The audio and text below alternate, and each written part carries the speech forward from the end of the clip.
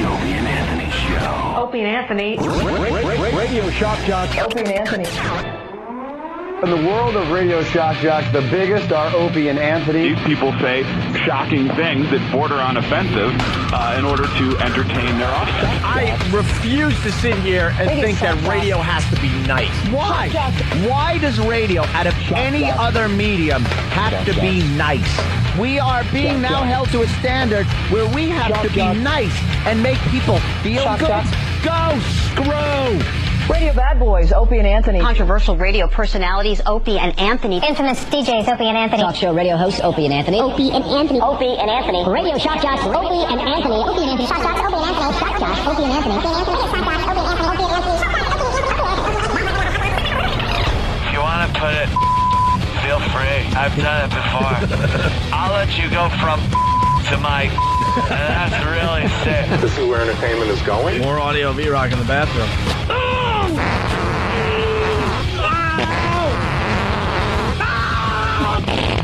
They are sick freaks. Can you pop this there? I want to see something squirt out. Aim it over there.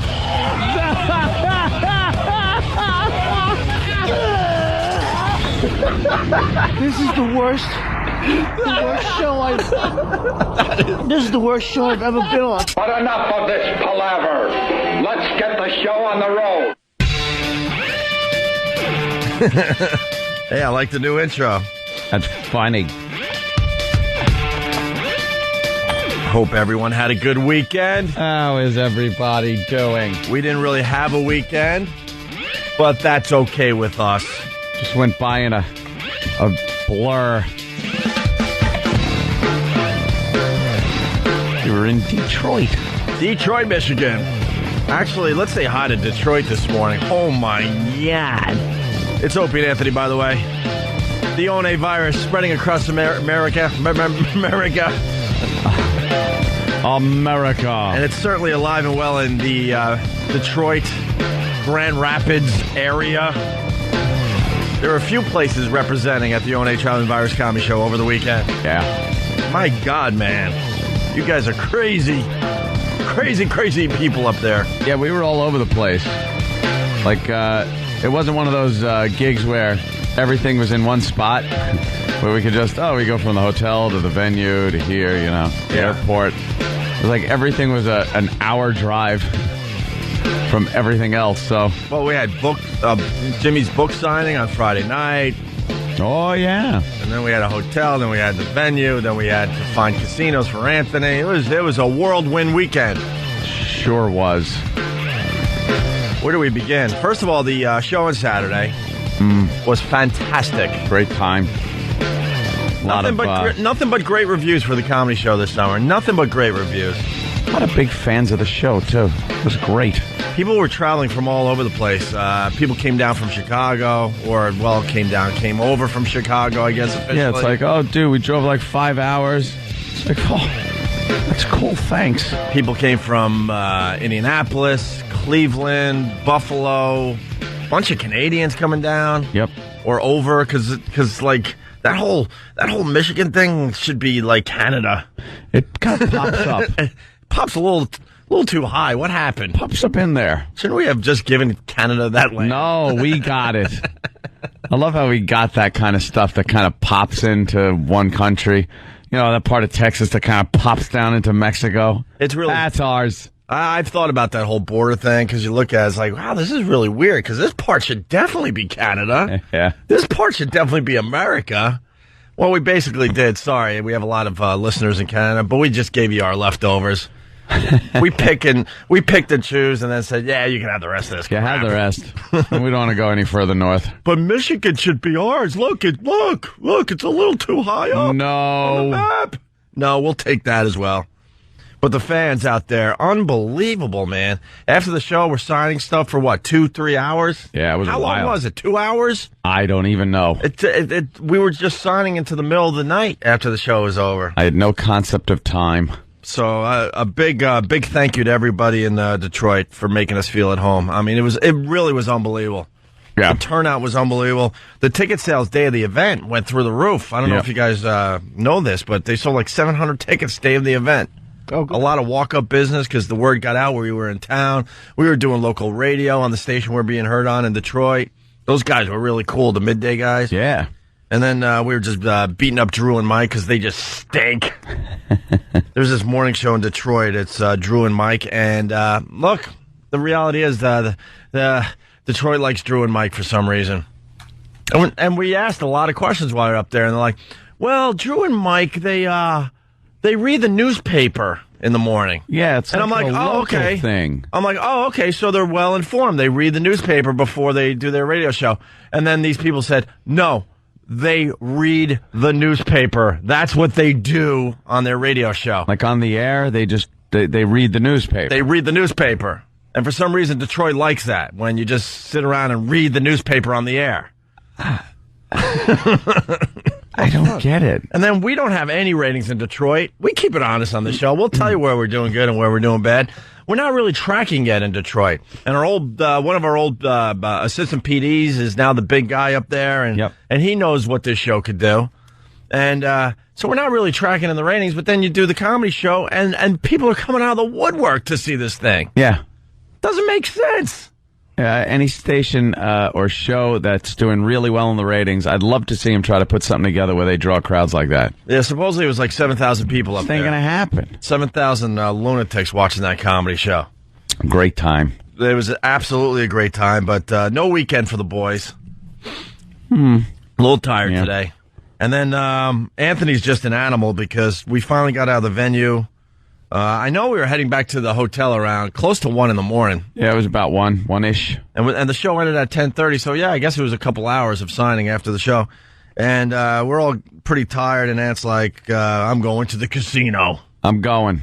That's the thing this summer. Do the comedy show, find a casino. That's Anthony's thing. The casino tour. And of course, now we got to let everyone in on this. Anthony, to date, before we get the latest story, is up 150 G's. I've done very well. $150,000 from the Mohegan Sun.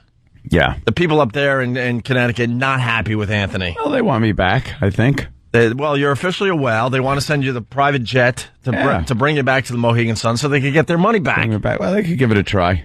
Right. I'm game. So as people were coming through the line after the show and the book signing and everything, everybody was coming up going, You going to the casino? And you were trying to figure out the lay of the land, which casino to go to while you were up there? And if I had any time. But, see, I had a late flight out. You guys all left early yesterday to get home.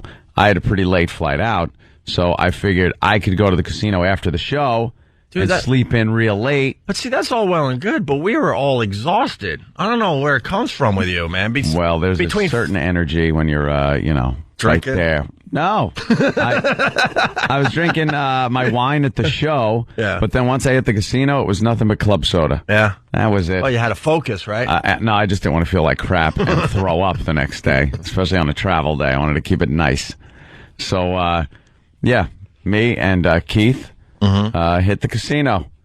That was it. Went to one of the casinos up there, and so hold on. So we get out, we go back into the hotel. The van is there. Take us through it, because I haven't talked to you since. Oh yeah, they dropped everybody off, and then me and Keith took the van to one of the casinos. It took a while to get there. It's about a half an hour away. Was it in Canada? No, didn't go to the one in Canada. Went to that Greek, what do they call it? Greektown. Greektown. Went to Greektown. Greektown. Should have told me something right there. Shirtless men with lubricant.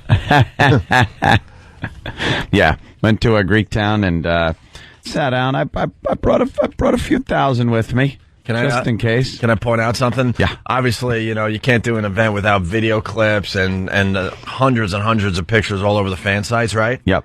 They discovered your wallet. They were talking about your bulge. Oh, yeah. I think it was on Whackbag. They're talking about your bulge, and I'm like, oh, God, do I click on this? I'm like, all right, what the hell? So I click on a thread that says Ant's Bulge. Ant's Bulge is a thread. Great. And, they were making fun of your shirt. Yeah, on Saturday night. My tight shirt. Your tight shirt. And then I'm thinking, did he wear tight jeans, too? What is this bulge thing about? I'm like, all right. So I click on it. No, it's a bulge of your wallet. Yeah, Have you seen this? Look at this. I got to clear Look at this, out. Jimmy.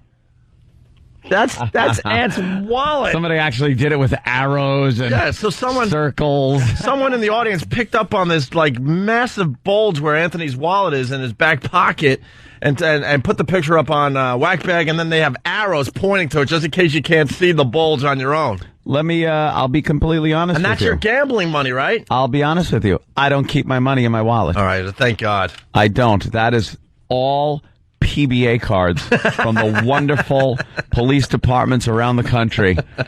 I'm not even kidding you. You don't know what state you're going to be in. So you might as well carry the whole set. I pull it out like a deck of playing cards. Mm-hmm. Pick a card, officer. Any card. All right, where am I? Where the hell am I? Oh, Jesus. Well, that's why I bring that up today, because I don't want everyone thinking you're carrying a bunch of G's in your back pocket. No.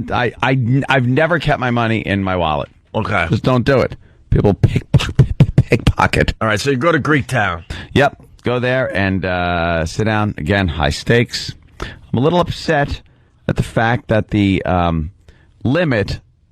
limit table was $2,000 a bet. Oh, that's such a drag.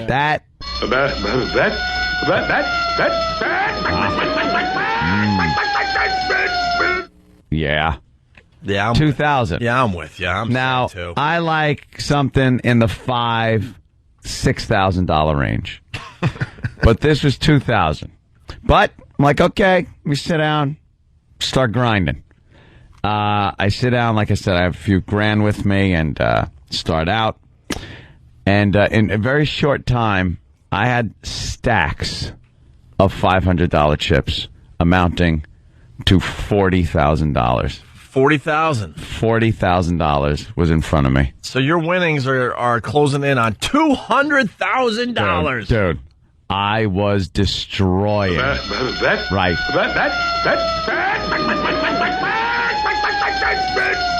Again, playing two hands, splitting, doubling down, max bets, just maximum betting. And then something happened. I felt a distinct turn in my luck, but I thought I could ride it out.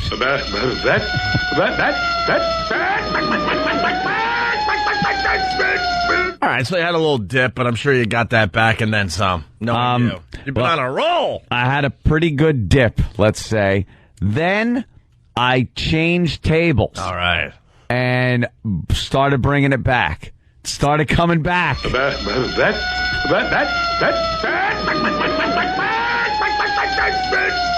Wait, you're up. How much you're up at 40? I have 40,000. 40 G's. And how much did you start with?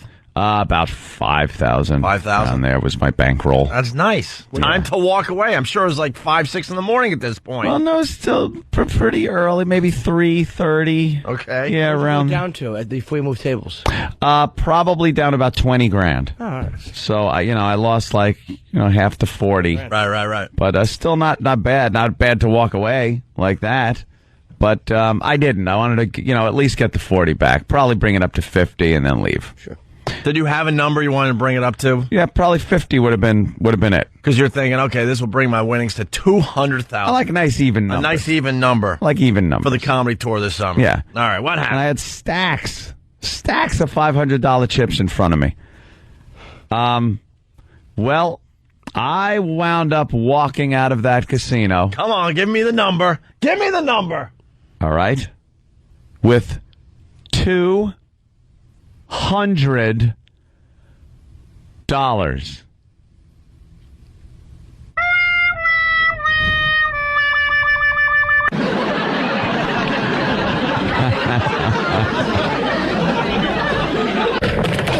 Oh, yes.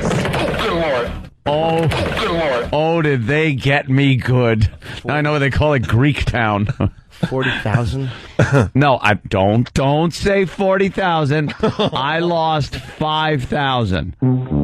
I had 40,000 of winnings, but you never say that you lost. You lost what you 40,000. won. I lost what I walked in there with. Oh, so they don't give you the 40,000 wasn't yours at any point. Oh yes, it was. See, that's how. But it was in chips, and it was it was. See, this is how this is how gamblers think. Yeah, you only lost 5,000. It's their money. I'm with you. It's their money. I was playing with their money. Detroit is no Mohegan Sun, my friend. No, they ain't letting you get in there and take their money like you did to Mohegan Sun. But they made me think I was gonna. Yeah, it was easy at the beginning. I'm looking at Keith, going, "Jesus Christ, I'm gonna do it again. I'm doing it again, bro. Here we go." And no, it just. And I'm sitting there like rubbing together two of these $5,000 chips. The only thing I had left, 10 G's. And I'm like, all right, could you break these up for me, please? And she gives me the change. And I'm like, okay, here we go. Back to basics. Let's just start over. Let's concentrate, play the game right. And it just didn't work. There was nothing I could do. If I'm pulling 20s, that dealer would pull a 21. I'm pulling, I'm standing on my dealt out 17. That dealer's got like a 4 showing. Dealer's got like a 4 showing. I'm like, I'm in. That's good. Turns over a king. Yep. It's like 14. Nice. Next card. Bam. 7. Yeah. Like, what? Where's your picture card? To break. It was the unbreakable dealer that I hit, and it was just nothing was working for me. And I went through that in no time, and then just went, you know something, get me the hell out of here. But the casino was kind enough to give me and Keith a limo to get us the hell out of there. Oh, really? Yeah. I thought the van was waiting for you. No, they were very appreciative that I had not taken their money, and they took a little of yours. That was it. Took some of mine, threw us in a limo, and drove us back to the hotel where I got him to the room, and my girlfriend's there, and she goes, "Hi, baby, how'd you do?" And I'm like, she goes, "Oh, okay, go to sleep." Like, no stories of conquest and victory from the front, just stories of defeat. But then he took a king and a 7 and a 4. What was I to do? What am I going to do? Yeah, I'm going to explain it. And then there was one hand. My God, I thought I had it. So where are we at now with you? Because everyone wants to know. It was 150,000 you were up. That I dumped about 5. I dumped a little over 5. All right, so you're still in really, really good shape. I'm still doing good. Yeah, I think next stop is D.C. Got to find a casino in the Washington D.C. area. The only gamble in D.C. is walking the streets at night. I don't want to play that game. Yeah, their own game in Washington D.C. Yes, try to make it from point A to point B with your life. No, I think next stop might be a nice Caribbean adventure with a casino. So, oh boy, we'll give that a whirl. I've read about those back rooms, man. Oh no, I've read about those back rooms. They don't like when you take their money. No. Oh, they're not going to be offering limos and private jets down there. No, find you behind the rocks somewhere off the beach. Oh yeah. The guy that sells you coconut drinks during the day with a smile, or the guy that breaks your head open like the top of the coconut when he makes a drink out of it. Dude, man, you're crazy to gamble high stakes in the Caribbean. That'd be great. They got some different laws down there. Their own laws. Did you see The Serpent and the Rainbow? Oh, no. A creepy movie about Haiti where the guys who are like all into witchcraft and stuff. You're out of your mind to deal with those people. Oh, is that what they're going to do? Yeah. Put the heebie-jeebie on me? They don't take kindly to the high stakes. We'll see. Yeah. All right, we'll see. Well, the gambling thing continues. So you did all right. You did lose 40 G's. No, I didn't. Lost 40 G's. I did not lose 40 G's. I made 40,000. Right. And then I gave it back. But if you walked at that point, you would have had money. 40 G's. It's not your money until you go to the cage and they give it to you in greenbacks, my friend. Like, here's something, and it's probably a really dumb question, I understand, but is there a number in your head, or is it more of a feel? It's if it was a feel, I would have walked away. Yeah, it's pretty much a number. Because the feel could have been, I'm hot. I think I could turn this into a 100. I was really hot. I was moving, and that's what why. Is it going to take? We asked the dealer. We said, could you raise the limit? Raise the limit. I don't like the goddamn $2,000 limit. I want like a $5,000 limit. And they said, no, we won't raise the limit. Next time you come back, Mr. Cumia. Oh, I really? go, I don't know when I'm going to be back. Come on. Right. Raise the limit. That's the only way you're going to really win. But what does it take for you to, like, walk away? Because that's the whole thing with gambling. If you knew when to walk away. To be so tired and drunk thing? and exhausted, I think. That's but what I wasn't drinking. I was drinking club soda. And, to be just so tired that you're ahead, and you go, you know something? Let's pack it up. And then maybe you might make a couple of bets. If I feel it turning and I'm real tired, it's the end of the night, I might make a couple of bets just to feel out if it's still on the downswing. And then if I lose a couple of bets in a row like that, I'll go, okay, pack it up. Come on. See, I don't have the gambling bug. I like to gamble, here and there. But in my head, if I was up 10,000, it would be so easy to leave. Just 10,000. Yeah. I wouldn't be sitting there going, I think I could get this to 20. Like, I don't have that. I don't have that in my head. No, it takes it's a lot of work and focus. Right. But then there's this identifying time where you realize luck has changed, and I saw that happen. And when I changed tables, it turned around again, and I'm like, okay, that's good. Now I'm hitting. But that turned around. Wait, how many hands does it take before you realize luck is changing? Because you're going to lose hands. I mean, you don't just win every hand. You see it. It takes even the dumb gambling I do, you just see it. It isn't even the amount of hands you're losing. It's the way you're getting burned gets really bad. Like your big bets, because you want to win on your big bets, you want to lose on your small bets. And your big bets are just being taken away by the worst beats possible. You're sitting there going, oh, God, great. I'm sitting on a 19, and that dealer's got a friggin' 6 showing or a 5 or a 4 or something like that. And you're like, this is great. Okay, good. It looks good. They show a 6. Boom, they turn it over. It's a 5. Boom, then pull the next card. It's a picture. And they're like, 21, what the frig is going on here? and if that happens a few times in a row, not even in a row, just a few times, you realize, okay, the shoe really sucks. This is changing on me. Yeah. And then you got to be smart enough, I guess, to move away or leave or say you're done, but it happens. All right. Well, there you go. You can't win them all, as they say. There's your update. Anthony did not take Detroit's money. No, Detroit officially has beaten me. Officially, he lost how much? 7? Probably, yeah, probably a little over 5, probably close to 6. All right, we'll call it 6. So you're still up 144,000 on this comedy tour. Yeah, yeah, you're still rocking. All right, we got lots to do today. We should talk about sports next because it was a huge weekend in Very sports. busy sports weekend. You got the Tiger Woods thing. You got the ladies playing St. Andrews. It's St. Andrews. We'll get into that. The old course at St. Andrews. We got Bonds tying Aaron, and no one really cares. We got A-Rod hitting his 500th. We got Glavine winning his 300th game. We got the big, stupid Mets apple trying to be saved. Let's just go to break, and we'll talk about sports next. It's Opie and Anthony. You're checking out the Opie and Anthony Show. Our phone number, 877-212-O&A. Let's not forget, sometime today, we're going to do free Ringtone Monday. And someone added Mania to the list. I didn't say Mania. What did you say? All right, free Ringtone Monday Mania. I think you did. I did? All right, then I apologize. Travis is pointing at me, so I must have said it. You added the Mania tag. Well, everything sounds better if you add Mania to Mania. it. And so it's just like maniacal. And this is only if Jimmy's feeling it, by the way, because it's kind of Jimmy's bit. Yeah. Free Ringtone Monday Mania. Sometime this morning, Jimmy will just go off and do ringtones for everybody. Hopefully you're recording. Actually, you don't even have to record because a lot of these will end up on the website. Then you can download them and you'll have some fine ringtones. But you just do them over the course of the morning. When it's a moment for a ringtone, you get a ringtone. When it's not, you don't.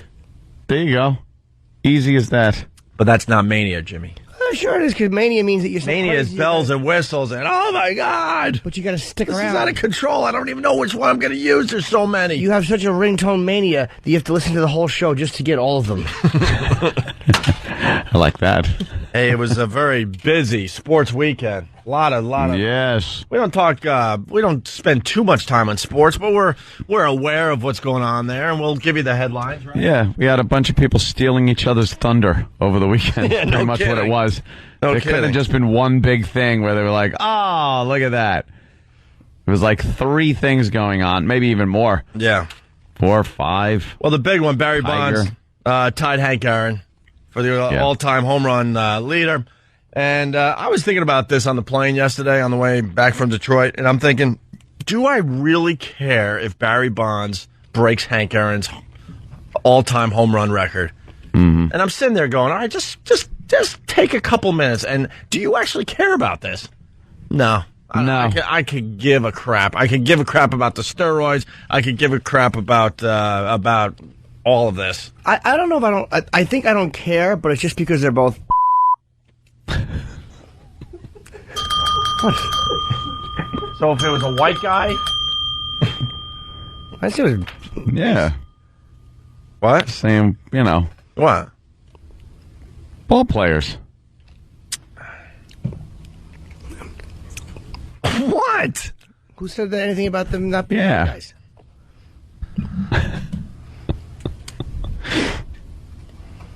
It always has to go too far, Opie. I'm asking what the beep is. I'm in the middle of talking about something. I'm asking what the beep is. That's all. So that they're, Okay, they're bleeps. So I came to the conclusion I could give a crap. I mean, so many people are doing steroids, and here's the home run call. 2-1 pitch. Bond swings and he drives one to left. Going back on this ball is Hairston. It's gone off the facing of the second level, and Barry Bonds has equaled baseball's all-time home run record, number 755 for Bonds. He does it in San Diego, and Bonds' teammates, led by the manager Bruce Bochy, are walking out to home plate as Bonds crosses home, gives a huge hug to his son Nikolai. Bonds with 755 career home runs. And that's how it went down. And that's how it went down. Yeah, I really didn't care. It didn't make any difference to me. I guess, if you're really into it. And then A-Rod decided that he needed to hit his 500th finally. He was in a drought. Yep. And this is the A-Rod home run call. Oh! And the right-hander Davies is set. By John Sterling. Runners lead. The pitch swung on, hit high in the air, deep down the left field line. It is going to be gone. He's done it. A long high drive down the left field line, just there for a 3-run home run. Alex Rodriguez has made Major League Baseball history, the youngest player ever to hit 500 home runs. An A-bomb from A-Rod. His 500th home run, his 36th home run of the year, a 3-run home run in the first inning on Saturday, August 4th, 2007 against Kansas City, and the Yankees take a 3-0 lead. See, these I don't know. These announcers are so aware. That sounded like a script, like he had it all written out. I'm sure he would have known what to have said. Yeah, like Just he seems wrote like- it down or something. It seems like the great home run calls from back in the day. It seemed like it was just off the cuff. You got caught up in the excitement, and and you just went with it. These guys, they're so well prepared now. They know that people are going to be playing their home run call. So that sounded like a script, like you had it in front of them for the last month. Yeah, just waiting. Yeah, because A-Rod was in a pretty bad slump there. There's no energy. There's nothing exciting about that. We got here on Pal Dog an A-bomb from A-Rod, called by an a-hole. He kept it under control too, because he knew that home run call was going to be played a ton of times today. So, and that's another reason why I don't really care about the Barry Bonds thing, because A-Rod, this is Barry Bonds' record for what, 5 years? Yeah. How many more home runs could Barry Bonds possibly hit? Really, Is he going to retire after this year, after he sets the record? He might play next year. Well, Yeah. Where are we at with that? I have no idea. We know he's going to be indicted in the fall, most likely. So, are you allowed to play if you're indicted? I don't know. Just to give you an idea, Barry Bonds was 36 when he hit his 500th home run. A-Rod just turned 32, so he's got 4 years on Barry Bonds. This record will be beat by A-Rod if he stays healthy within, 5-6 years? Yeah. Another reason who gives a crap, you know? Yep. A-Rod's a better guy. That's You like A-Rod, Jimmy? Yeah, he's terrific. Oh, okay. Yeah, great. And then we had Glavin there. Yes. A lot of milestones over the weekend. For the Metropolitans. Billy Wagner from the third base side of the rubber ready. Wagner checks second. Here's the pitch, and it's hit on the ground to second. Right at go tie. He's got it. Throws to first. Put it in the history books. Tom Glavin has become the 23rd pitcher in the history of Major League Baseball to win 300 career games. 23rd? Doesn't sound that impressive. That didn't sound impressive. You know, when we're 23rd in the market, the company gets mad. Yeah, they're not like, Opie and Anthony are 23rd. Guys, you're 23rd. All right, keep it up. I don't know. I mean, it's impressive because it's harder to get 300 wins in a career now. Yeah, definitely. They don't pitch as many times within a season, and they're taken out of the game earlier and all that crap. So I don't know. I think it'll happen, though. What? Another 300. Really? Yep. Randy Johnson's got 284 wins. Yeah. I'm not talking about those guys. What? I'm talking about robot pitchers. When we get the robot league. It's the future. It's the gotta future of happen. baseball? Yeah, robot league. Robot league is on Who the wouldn't way. watch the robot league? But yeah, we're not gonna... I'm psyched for the robot league whenever that starts. 20. Let me think. 2025 robot league. Robot league. Yeah, taking over. I'm going to date myself if this tape ever turns up somewhere. 2025, we will have the Robot League. It's 2025. We don't. Just to give you an idea, Pedro Martinez, 206 wins. Kenny Rogers, 210 wins. With all that singing he does, he has time to pitch? Jeez, that guy is multi-talented. I mean, this 300 isn't coming around anytime soon. Kurt Schilling, I thought he had more wins. 213 wins. He's got a ways to go. Jamie Moyer, 225. David Wells, who's like pitching with one leg at this point, 235. Mike Mussina, 245. And then Randy Johnson has the... is he still pitching? They traded him, right? But he's out for the rest of the season already. He's got some kind of surgery they're doing on him, so he's got 284 wins. So that's great. I guess Couth surgery? Huh? Couth surgery? Class surgery? I think Randy Johnson will do 300 before he retires. Yeah. What? Yeah. Well, he's out for the rest of the year. He had some surgery, and he'll come back next year. It's got to be career wins, not just show-ups. Jeez. You don't think he has a shot at this point? No. He just needs a That's couple a of mess. years. Also in his stupid back. Also in sports, and you were talking about Bernie Brewer. Bernie Brewer. Was I talking about Bernie Brewer? Last week, remember Bernie Brewer, the mascot? Oh, the stupid mascot for the Brewers. Right. Yeah. And he's the guy that takes the slide, the big slide, and he used to slide into a big mug of beer, but because the children, are there at the ballpark, they didn't want to glamorize beer, so they took the beer away. Now this guy with the big foam head and a big mustache, and he's supposed to look like he's brewing beer, walks around on this platform like an idiot, and then he slides down the slide whenever they get a home run. Right. And it's just awful because he doesn't end in the beer anymore. No. That was the whole thing, and the reason he did that. Well, I mentioned that because here in New York, they're building a new stadium for the New York Mets. Yep, Shea Stadium. Right next to it, they're building a new stadium, and the old Shea, I guess, what are they going to do, blow it up or something? Yeah. Or just disassemble it slowly. Are they going to blow it up? Yeah, that'll rock to watch. No, they're easy to blow up. Yeah. There's not much to them. There's a lot of emptiness in them. Yeah, it's just, it pretty much is just like the walkway. But, and I guess we got to ask this question today, like, what does every stadium do for home run calls? Because the Mets, we forgot about this until they showed it on TV this morning. Every time the Mets hit a home run, this stupid freaking apple rises up out of a top hat. It has a top hat on it? See, the apple comes out of a top hat. Okay, so there's a top hat. Yeah, a big top hat just sits there. I stopped paying attention to this thing years ago. I forgot all about this until they brought it up on the news today. And I didn't even realize they were still doing it. And I go to a couple of games every year. I don't even notice this thing anymore. It's the dumbest thing. So it's a huge top hat with the Mets logo on it.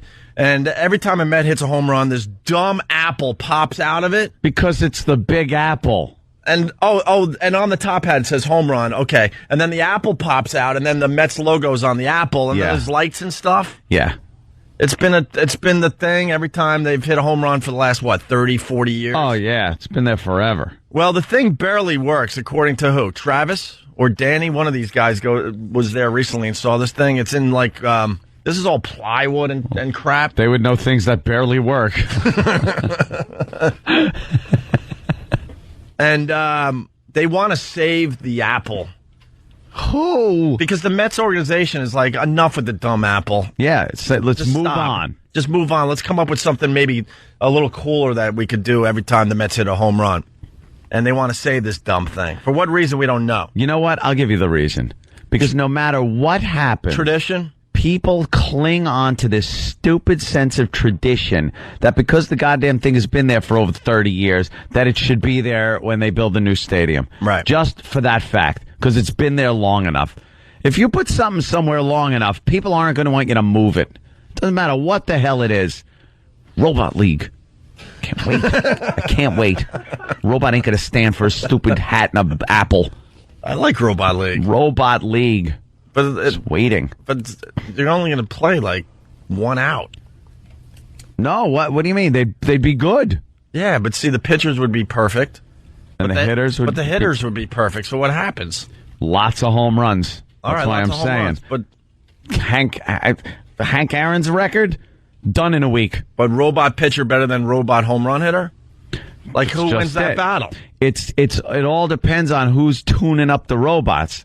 See, that's it. You got a bunch of geek mechanics in locker rooms now. But how does they're not locker rooms anymore. They look like car repair bays. Oh, nice. And there's just a lot of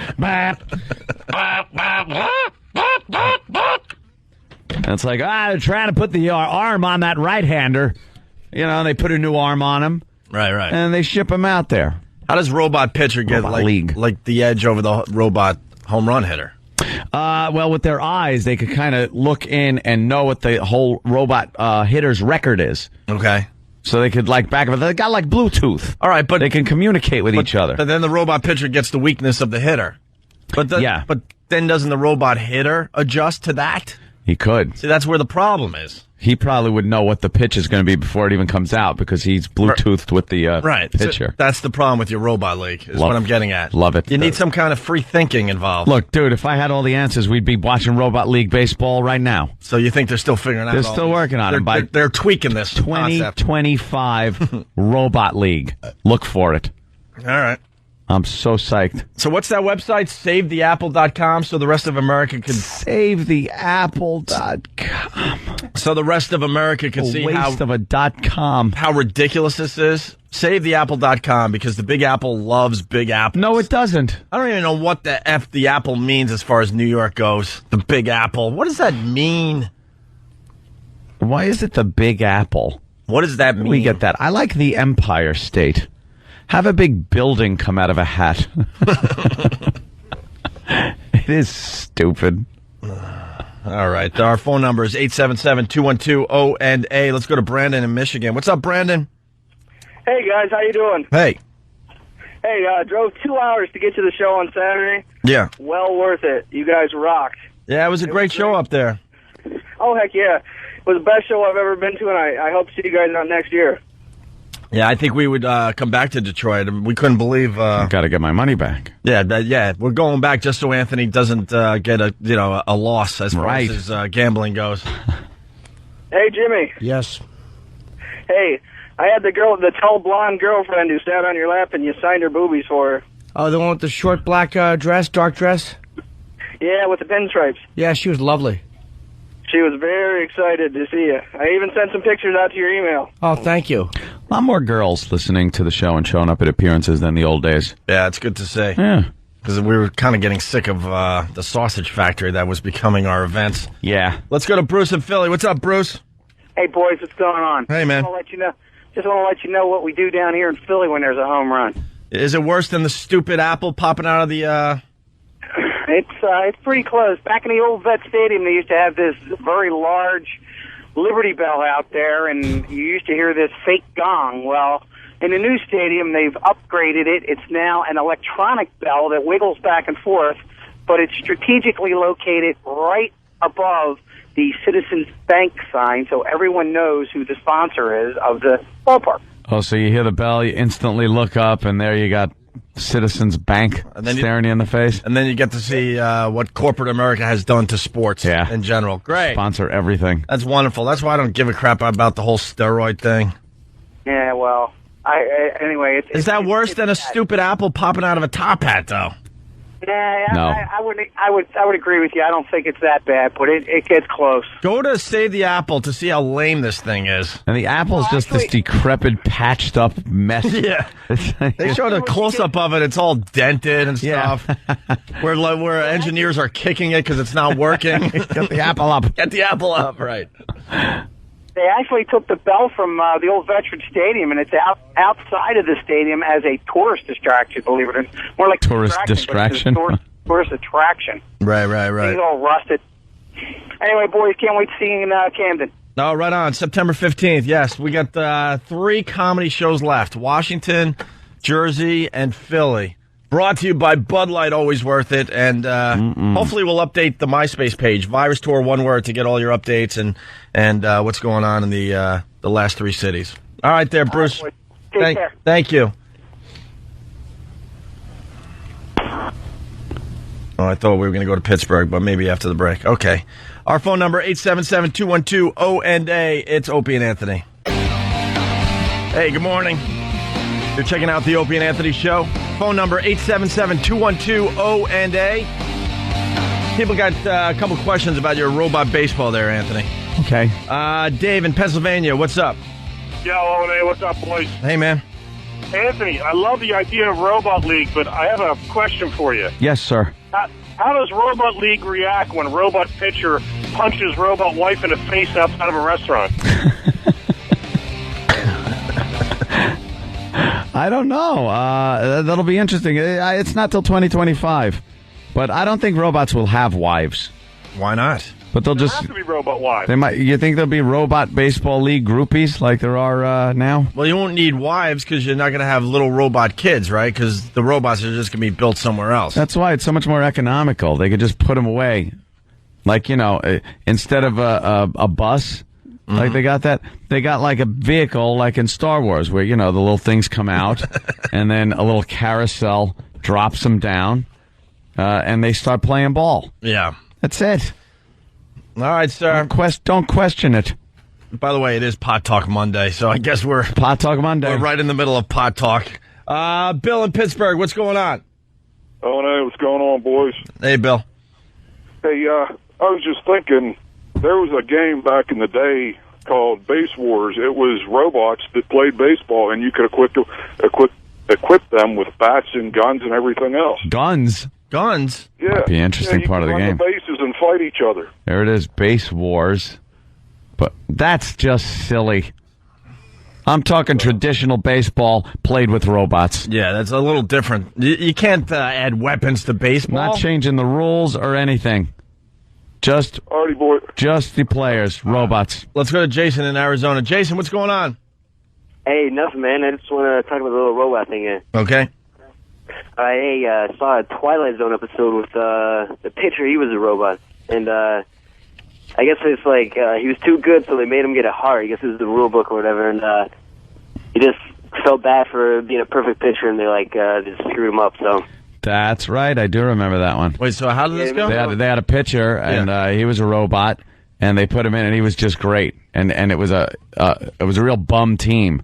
and they needed help, so they got this robot pitcher, and then he was kicking ass. He's just striking everyone out. And then the league said, you can't have a robot. It's, he's got to at least have a heart, some kind of heart. So let me guess. To make a human. So they gave him a heart, and then he couldn't bring himself to strike out so many people because he started feeling badly for them and became a crappy robot pitcher. But it's the Twilight Zone, so then what? He went on a killing spree? No, Rod Serling came out and smoked a cigarette and then died of cancer. Yeah, but that dumb Twilight Zone, all those stories were great, but then the last twist made you not sleep at night. They always had the stupid twist. I love those ones. You're going to be dead, by morning or some dumb thing. Oh, it's great. Yeah. I like the one with the glasses. With all the time in the world. Where after a nuclear war, this guy locked himself in a vault, and he comes out, and he was not a people person. It was Burgess Meredith. And he just liked to read. That's all he liked to do. So he went to the library and grabbed all these books and piled them up and put them all in sections of books he wants to read. And as he's starting to look at all the books, he bends down for something, and his glasses fall off and break. And he's blind without his glasses. Yeah. So he shot himself in the head. See, that's what I mean. That's what I mean. I think he'd find some glasses on a body and just put them on. I know, but he really couldn't see. Like, they showed his point of view, and it was just completely out of focus. The guy was just doomed. He'd have been tripping over everything. Couldn't even see glasses. Well, couldn't he just hold them up to his face and walk around? They were completely destroyed. Why? Because Rod Serling wrote it that way. He's a prick. Rod Serling. Yeah, stupid Rod. He doesn't give you any hope whatsoever. That guy. Rod Serling was like sitting, he was just off to the side smoking a butt. Right. From the beginning. Why couldn't he help him out? But he disappears as the show goes on. But if you helped him out, then, the ratings wouldn't be good, and we wouldn't be talking about the Twilight Zone in the year 2000. A million years later. Hey, what do you got on St. Andrews? Like, you don't really follow golf? No. I was going to say sports, but that's not true. But you don't follow golf, and all of a sudden you were way into the women playing at St. Andrews. Well, after casino night, when I finally did wake up, I didn't have the energy to grab the remote. Right. And golf was on. But that was after the hip-hop abs infomercial. They had hip-hop abs? I sat through the whole hip-hop abs infomercial, which is ridiculous. They got some guy who, as I see him, I believe he is gay, but perhaps he isn't. I don't know. This African-American there it is. Hip-hop abs. Hip-hop abs. Get flat, sexy abs without ever doing a single crunch or sit-up. How the F? Oh, dude. And they show these people doing the hip-hop thing. Right. And they have, let me show you some moves like the flavor. All right, what's the flavor? And they're doing that. And get busy. That's another one of the moves. Do you think I could do those moves? Wait, so you watched an ab infomercial? Hip-hop abs. And you didn't do one crunch? I was laying down. I was watching through one eye, like sleeping, but laughing at these people that they had on there. So the women had to be here really, he is. The women had to be really hot then. No, they weren't. There was one, the woman hosting it is hot. And you can tell she didn't do one thing of hip-hop abs. Right. She's at the gym, really working out. Doing 1,000 crunches a day. Then they show some housewife, going, I lost 5 inches and a dress size. It was funny. She goes, my jeans used to be a size 14. I was like, I'm size 14. But I was watching that and laughing because they think they're getting hot abs by dancing to hip-hop music. And it ain't working. And then golf came on. And it was the women's golf, which, British Open, I believe. Yeah. I think. And it was from the old course at St. Andrews. That's the only in Scotland. That's the only reason you cared. And it is the only reason I cared. A little Caddyshack action. All I was thinking was Judge Smales saying that with his stupid jacket on. Just want you to know, Lacey, this jacket was given to me by the Knights of the Links of St. Andrews. They called it golf without the L. They invented the game. And every second of it, I'm just looking at it thinking, golf without the L. Right. But that course is ridiculous.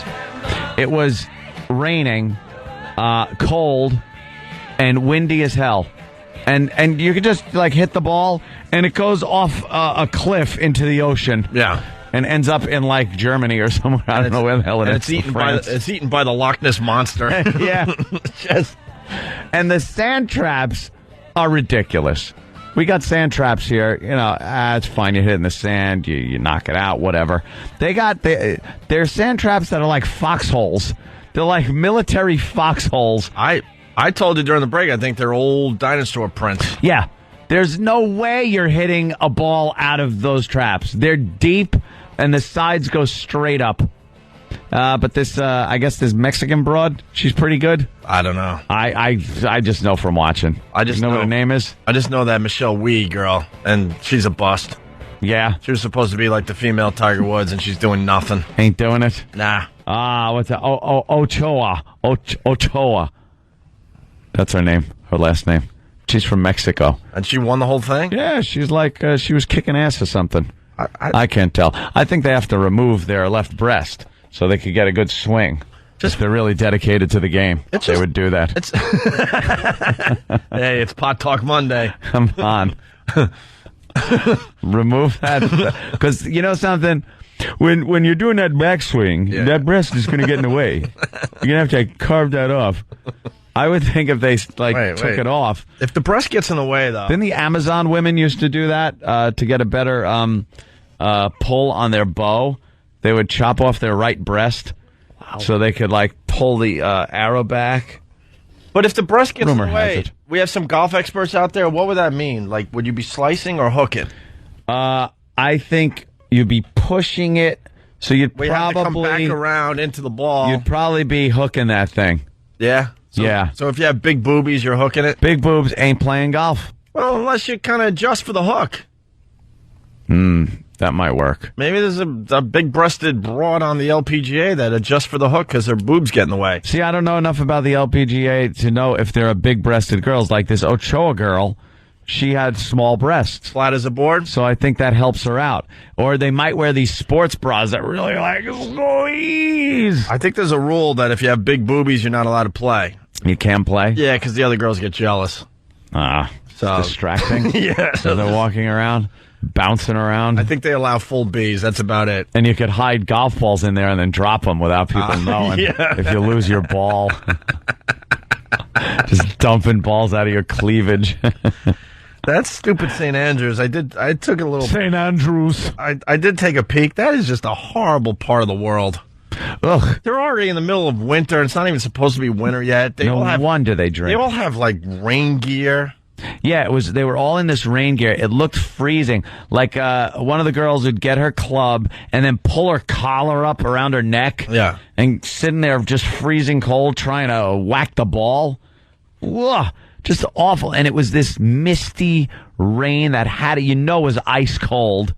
They're on the I guess the channel. Mm-hmm. And it's just wind blowing in. And you can't even go swimming. It's all rocky. The water is ice water. There's cliffs. So you could die playing. You can't even get down to the beach even if you wanted to. There's no beach there. It's just raining constantly. They gave up on building anything new. It's we got castles that are 600 years old. Yeah, screw it. That's what they said. It's 600 years that course has been there. They've been playing on that course for 600 years. Could you just imagine, who was playing there? Some knight with his sword. What animals were alive 600 years ago? Oh, my God. The Brontosaurus was alive and well 600 years ago. Woolly mammoths? Woolly mammoths, plenty of them. When did we lose the woolly mammoth there, E-Rock? Do a little research. I want to know if, you could be playing golf back then and a woolly mammoth that just happens to, walk across a course somewhere. I'm saying the last woolly mammoth was probably around 50,000 years ago. No. I'm going to say 50,000 years ago for a woolly mammoth. I think Professor Anthony's going to be off. Fan, you know? No, I was going to guess 10. 10,000? I think it's less than that. Less than 10,000? Yeah, I think the last one died off right around the Revolutionary War. In the 1700s. A woolly mammoth. I've seen them in museums. They can't be that old. No. I'm saying 50 G's. Oh, my. 12,000? Died out at the end of the, 12,000 years ago. It's a push, sort of. But a small population survived on St. Paul Island in Alaska up until 6,000 BC. Wow. Well, yeah. Hot Dog Monday. Well, yeah. I didn't know that. All right. 10,000 years. That's barely a minute. Oh, boy. What douches woolly mammoths are? Just hairy elephants. How embarrassing. That's what they were. Hairy elephants. Who likes them? Oh, imagine the stuff that would get stuck to them under that tail. Oh, it's bad enough on like your cat. How you have to chase him around the house because he ate a little tinsel. Dragging around click-clacks. Animals are just dumb. They have their own crap pasted to their fur. Back here. I don't know what's going on, but that cat's dragging some stinky sausage links on glittery string. Cat's ashamed. Just trying to get rid of it. Yeah, just trying to get rid of it. Embarrassed. Cats are just constantly, don't look at me, don't look at me, don't look at me. I'm ashamed. Free Ringtone Monday. Here's the official sweeper. Oh. It's Free Ringtone Manic Monday. Ring, ring-a-ling-lang-lang. Ring, ring-a-ling-ring-ring. On the Opie and Anthony Show.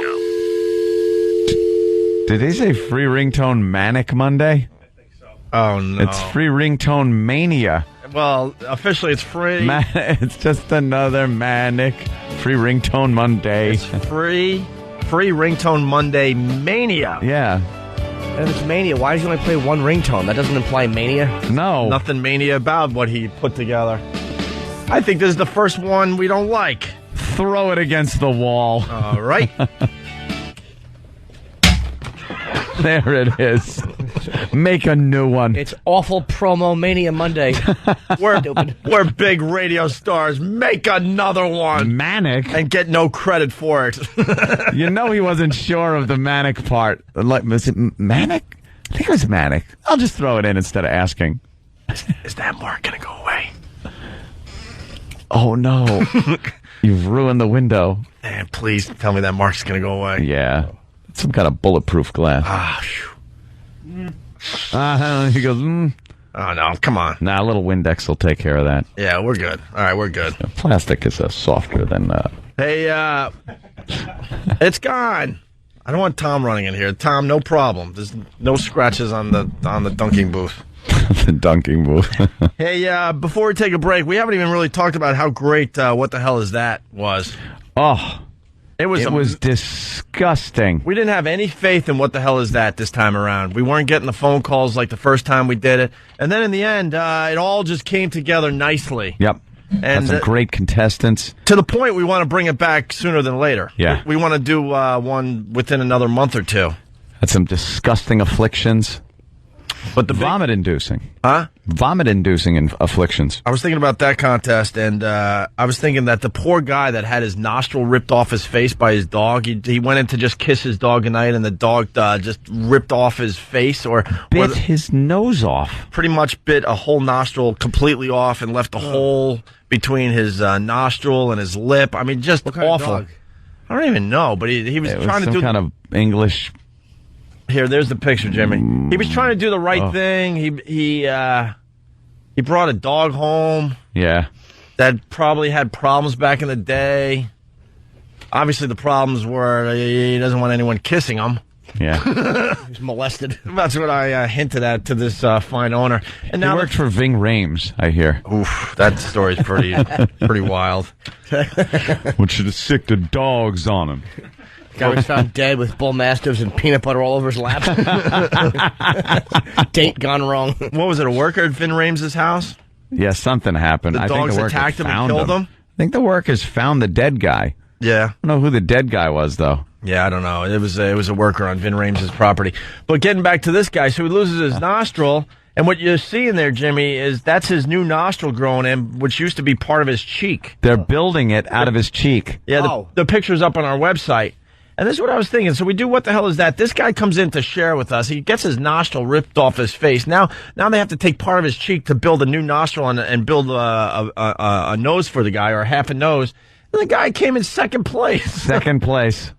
Eventually, they're going to cut that off and remold it into the side of his nostril. Yeah. It's amazing. They built it out of his cheek and some of his leg. And I guess it's going to look pretty good in the end. We'll see. You don't have faith in this thing? Zero faith. Why? What seems to be the issue here? Look. It's a bit big right now, but they'll shave it down or something, It looks like they made a nostril out of Hubba Bubba. Yeah, well, it's stretched across his face because they said what the name was, some kind of bridge thing, and then they'll shape it when they have enough meat there. What they do there is they take a little piece of his leg, they sew it up to his nose and then to his cheek, so it gets blood flow. And then it lives for a while like that. And then they cut it off and then slap it to his side of his nose and bend it around so it kind of looks like, the side of your nostril. Right. It's amazing what they're doing these days, but when he's at this point, kind of looks silly. Yeah. When he's in that transitional phase. He came in second place. And the winner was the guy with the bump, the tumor, what was that? A pus-filled lump on the top of his head. Jimmy, oh God, I can't even look at it. Yeah, but that picture doesn't do it justice. I'm sorry. Enough, because I saw it. That bump is a lot bigger than the picture showing. It's flaky. Oh, there you go. There it is. Oh, my God. It's flaky, and it's full of this green, brown, and red pus.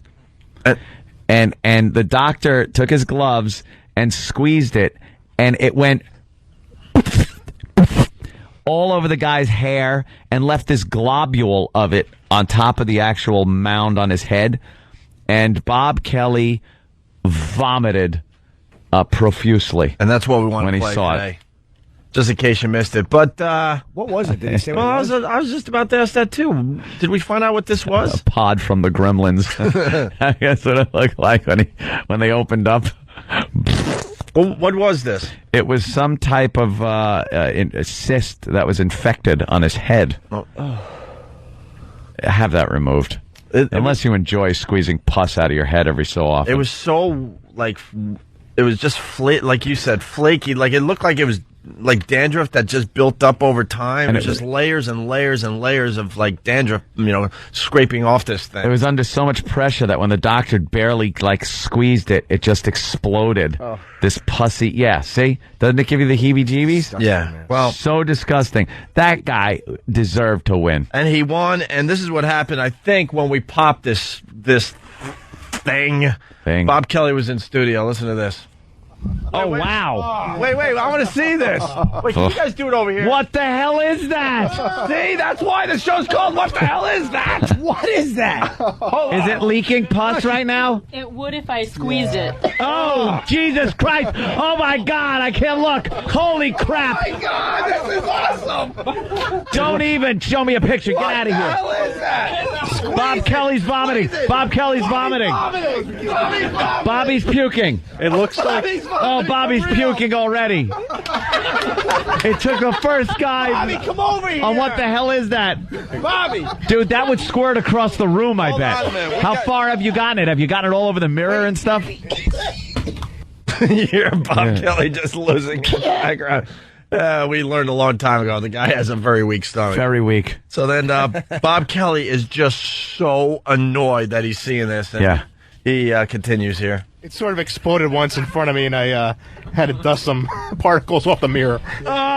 Wait, you got Dude, get a hat! Just get a hat! Bobby, a yarmulke! It's bad for your hair if you wear a hat all the time. Dude, shave your head and fix that. Bobby, come here. Sew it up. I've seen Bobby, come over here. Sew it up.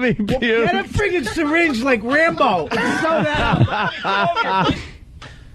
I hope we have the line where Bob just screams out, "Somebody help him."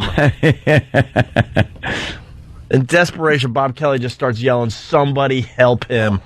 And then we got Bobby puking again over this whole thing.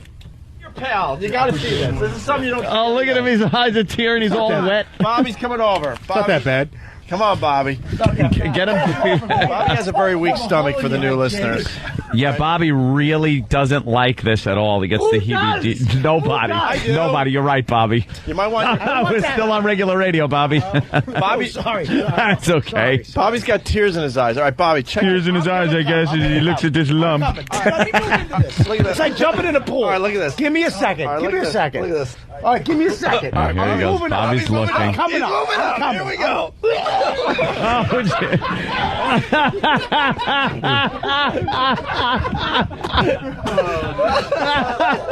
He took one look, ran off with his bucket, and is puking in the corner. Oh, he's got a weak stomach, man. I'm freaking hole in his head! Will you get over here? It's not a zit! It's a hole in that kid's head! What? Somebody needs to help him! Yeah, that's the line there. Somebody needs to help him. He can't talk. His eyes were all watery. It's amazing. He could puke that easily, just seeing something like that. And then finally it ends with this clip from Bob Kelly.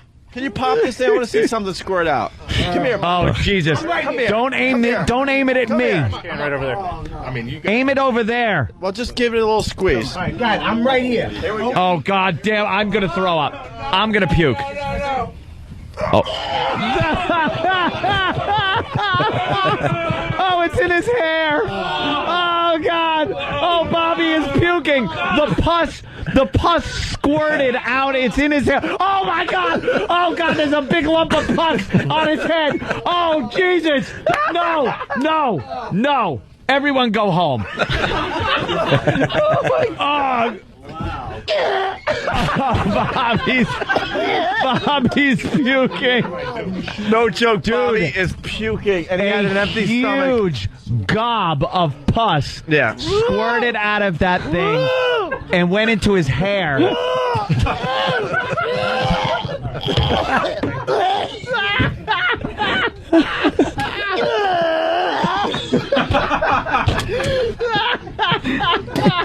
This is the worst show This is the worst show I've ever been on. And we're back live. There you go. He makes the best puking noises. I thought Pat from Menaki made some good puking noises, but Bob Kelly, man, that's... He was so genuinely disgusted by it. Yeah. So was I. I could not take it. For me, it goes from disgusting to just so funny that it's not disgusting anymore. Well, thank God Bobby was here, and I was able to laugh at that because that guy's pus shooting out of his head. Yeah, when the disgusting. green brownish pus came, flying out like that, I was skeeved out. But then I started listening to Bob Kelly, and I was back in. That's like a primitive animal's defense mechanism. Yeah, they squirt pus from their head to chase away predators. So there you go. What the hell is that? It was a huge success, and we're already taking contestants for the next one. Yeah. What do these people have to do? Just get a hold of Travis, I guess? Yeah, Travis at Foundry Music. Travis at foundrymusic.com. What do you got? What's your affliction? There could be a prize waiting for you. That guy walked away with an iPhone. And we had some other guys that were great, too, but after that... Yep. We're barely remembering the poor guy that's getting a nostril, nostril job. Being built for his face. And then tell me one other guy. Scarback, where the scar came out of nowhere. Yeah, that grew overnight. That scar came out of nowhere. His skin mutated into scar tissue overnight. Yeah, and they don't really know why that happens. That's got to be wonderful. Something like that, if I remember correctly. And then you had the lump head. And then you had the lump head because glass was still coming out of his head years after a car accident. He got into a car crash, and he was pulling glass out of his head for years later. He was feeling the lump one day, and he shaved his head. And the barber actually went, "What's this?" and pulled this big chunk of glass out of his head. Yeah. So his body was pushing the glass out, pushing it out of his head. Not good enough to win though. Pus head. No, pus head. It's all about pus head. That guy has two uvula. Right. The little punching bag in your throat. All right. We got to take a break, but Tim came back in to update the promo for free Ringtone Monday Mania. Didn't say a word either. Came in, threw it down, and walked out. Oh, is he mad? I think he's annoyed. Ring, ring, a ling, lang, lang. Ring, ring, a ling, ring, ring. Ring, ding, a ding, ring, ding, a ding. Ring, ding, a ding, ring, ding, a ding. On the Opie and Anthony Show. I've heard that one many times. The ring, ding, a ding, ring, ding, a ding. All right. There you go. We got the official sweeper now. It's more with us, Opie and Anthony, in just a bit.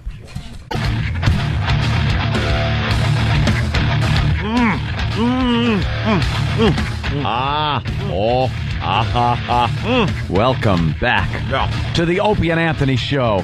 The Opie and Anthony virus spreading across these great United States of America. And, of course, James Norton, acclaimed writer, author of his tome, Happy Endings. Greetings. The agony of defeat on TV. Yes. Over and over again. We were just watching that skateboarder. What a On the tool. X Games, he fell, 45 feet? 45 feet. Went up one of those huge ramps. I guess it was a height competition. You know, see how much air you can get. And he went up and, man, just lost his board and ends up plummeting. What's great about the X Games is really no rules. It's a new sport for the most part. Shame! Compared to all the other sports. And they're just making up crap every year that's getting more and more insane. Yeah. How high can you get on a skateboard? So this guy was just flying. Go ahead, son. Goes up the ramp, and they have a whole, little thing of how high you went. Yeah. On the side. He was pushing 20 feet above the lip. The lip of the ramp. Yep. And then he lost the skateboard and sort of was doing this, look, I'm running in midair thing. I hope this helps me. Damn that gravity. He did that for about 10 seconds as he plummeted back to the ramp. Plummeted to the ramp. He hit on kind of the back of his heels first, and both of his shoes flew off. I lost my shoes. His shoes fell off, and then he hit right on his ass, and then bam, his head hit on the wood. He still was wearing his helmet, or he would have been dead, but he got knocked the F out. Just knocked out, gone, ragdolled. And they're calling him the agony of defeat, or the headline's agony of defeat. He's a hero now. Everyone knows his name. What's his name? Because I don't know it. I was like, I wish they'd show his name, so at least we could say who the hell he was. But Chip Nance. Chip Nance. Yeah. We'll call him that. Thanks, Jim. Good name. He's Chip Nance, the skater. So Chip Nance. Chip Nance. They're going to have to add... I bet he's got a stupid name like that. They're going to have to add parachutes to the X Games. It's just... Steve's writing me a note. No one cares. No one cares. Love your taste of your... No one cares. Could you please in my... I was trying to be hopeful. I don't know. Huh? What's his name? Jake. Jake Brown? Jake Brown. Ask me again and I'll knock you down. All right. Hey, by the way, this coming in from Buffalo today. What's up, Buffalo? Chocolate Rain has made the Buffalo news, so there you go. Oh, yeah? It's officially Chocolate Rain. a phenomenon. And they did something on E. Yeah? Yeah, about Chocolate Rain. It's just taking over the world. It was this guy Fuzzy in Connecticut saying it wasn't a height competition. Why would they have like a measuring thing? Fuzzy. Hey, Fuzzy, my friend, what was that then?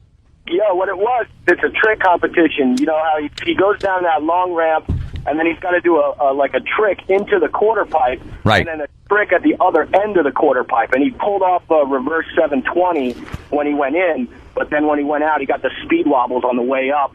And that was his demise right there. It looked like he went to grab the front of his board and kind of couldn't get the front of it to come. No, man, it was obvious. He got the speed wobble. He got the speed wobble. He got the speed wobble, and that took him out. But his shoes flying off were like explosive. It's hilarious. Yeah, his shoes went flying, man. They got to make shoes that don't come off when bad things happen to you. Because like every time someone gets hit by a car, the news shows those shoes on the street. You fly out of your goddamn shoes, no matter how tightly they're tied. The worst is when you see somebody's pants ripped down from a car. Oh, yeah. Like when they've been hit by a car and their trousers have been pulled down and their shoes are still on, so the pants buckle down and pull over the shoes. It looks like you're walking out to the linen closet for a new roll of TP because you forgot it. You're doing the shuffle. Here's the official explanation. After pulling off a difficult 720 over the ramp's 70-foot gap, he launched up the adjacent quarter pipe and immediately lost control. Plunging face first, his legs pedaling wildly, Brown turned over in the air and landed on his tailbone with his head and limbs hitting soon after. He knew how to fall. He figured out how to get his body sort of around so he could survive the damn thing. Yeah. Because everyone, when you fall from any type of distance, you definitely try to fall on your side, no matter what. Do you? I think people instinctively try to land on their feet. No, that'll like F I you up. think it's I know, but I think it's an instinct. Like other people know you would not to do that, but you would really fall on your feet. Well, there's a what they call a PLF, so like parachute landing. Fall and you hit your feet first, and then you bend, and then your knees, and then your hip, and then your shoulder. So you do kind of a roll thing, and it absorbs the shock over more parts of your body. Anytime I've ever had a fall, I always try to fall onto my shoulder and side. No way. That would screw your organs up. Supposedly, if you land on your feet from help us out. Somebody out there is an expert. I'm not talking like the roof of this building. Your leg bones can go right up and kill you. Yeah, well, let me tell you something. If you're too high if that's going to happen, like if he tried to land on your side, you're getting so many internal injuries. I think I'm going to say it's better to fall on your side from that distance, the distance he did, especially. Falling contest. Let's go. Me and Ope. Come on. Let's start with the couch. It's good 1 foot, 1.5 feet. My friend used to do karate, and he said that the way to fall, it's hard to do, is when you're falling, just release all of your tension. Fall. Like, let yourself hit the ground, but don't tense. He goes, when you tense up is when you get really hurt. But he might have been wrong. But I'm just saying that's what you're supposed to do, is just not tense up. All right, we need an expert on falling. Is it better to fall? It depends on how many feet are we talking? 10 feet? 10 feet you could land on your feet. 10 feet, I'm thinking the best... Dude, you gotta spread the energy over as much of your body as possible without any one part taking all the impact. So when you land on your feet, I'm not saying stiff leg your knee, lock those kneecaps and land on your feet. Like, you land on your feet, you bend your knees, you absorb that energy, then you hit your hip, which your butt part of your hip, and then you kind of do a roll over on your shoulder. You're kind of absorbing all the energy. Yeah. That's what the old parachutists used to do there. I don't think they still do, because they got those nice chutes where you could just kind of like land on your feet while you're running. But the old World War II guys, they would do what's called a PLF, and they came down pretty hard, those guys, and did a little roll. They're experts, the World War II guys. I think you just come home land on your hip like that, or on your side. Oof. What if you land on a rock? What if you do that and your ankle hits a rock, or your hip hits like a little pebble? Nazis are shooting your ass. Yeah, that's pretty much what will happen. Let's go to Jared in Boston. I'm sure a lot of guys are all ready for battle and just snap. There, now you got a broken leg behind enemy lines. Godspeed. Good luck to you, bro. Jared, what's up? Ew. Chocolate rain. He'll never ever try that trick again. Chocolate rain. I hate to say it, but we might have to retire the chocolate rain thing. Wow. It was the on helmet kept us from seeing his brain. Chocolate rain. Chocolate rain. It was featured on VH1's Best Week Ever, and then I'm getting this from the instant feedback. John from Kansas City. These hacks in Kansas City. The Dick Dale Show on 96.5. Hey! On 96.5, The Buzz are playing Chocolate Rain now. Please come to KC, boys. All right, we're... Every radio station in America is now onto the Chocolate Rain thing. Retire it. Hoist the number to the rafters. Chocolate Rain. Bye-bye.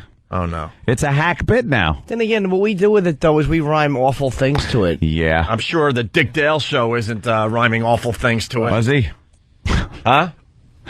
He wasn't doing that, was he? No, I don't think so. It says here, bend your E-Rock came at this, bend your knees.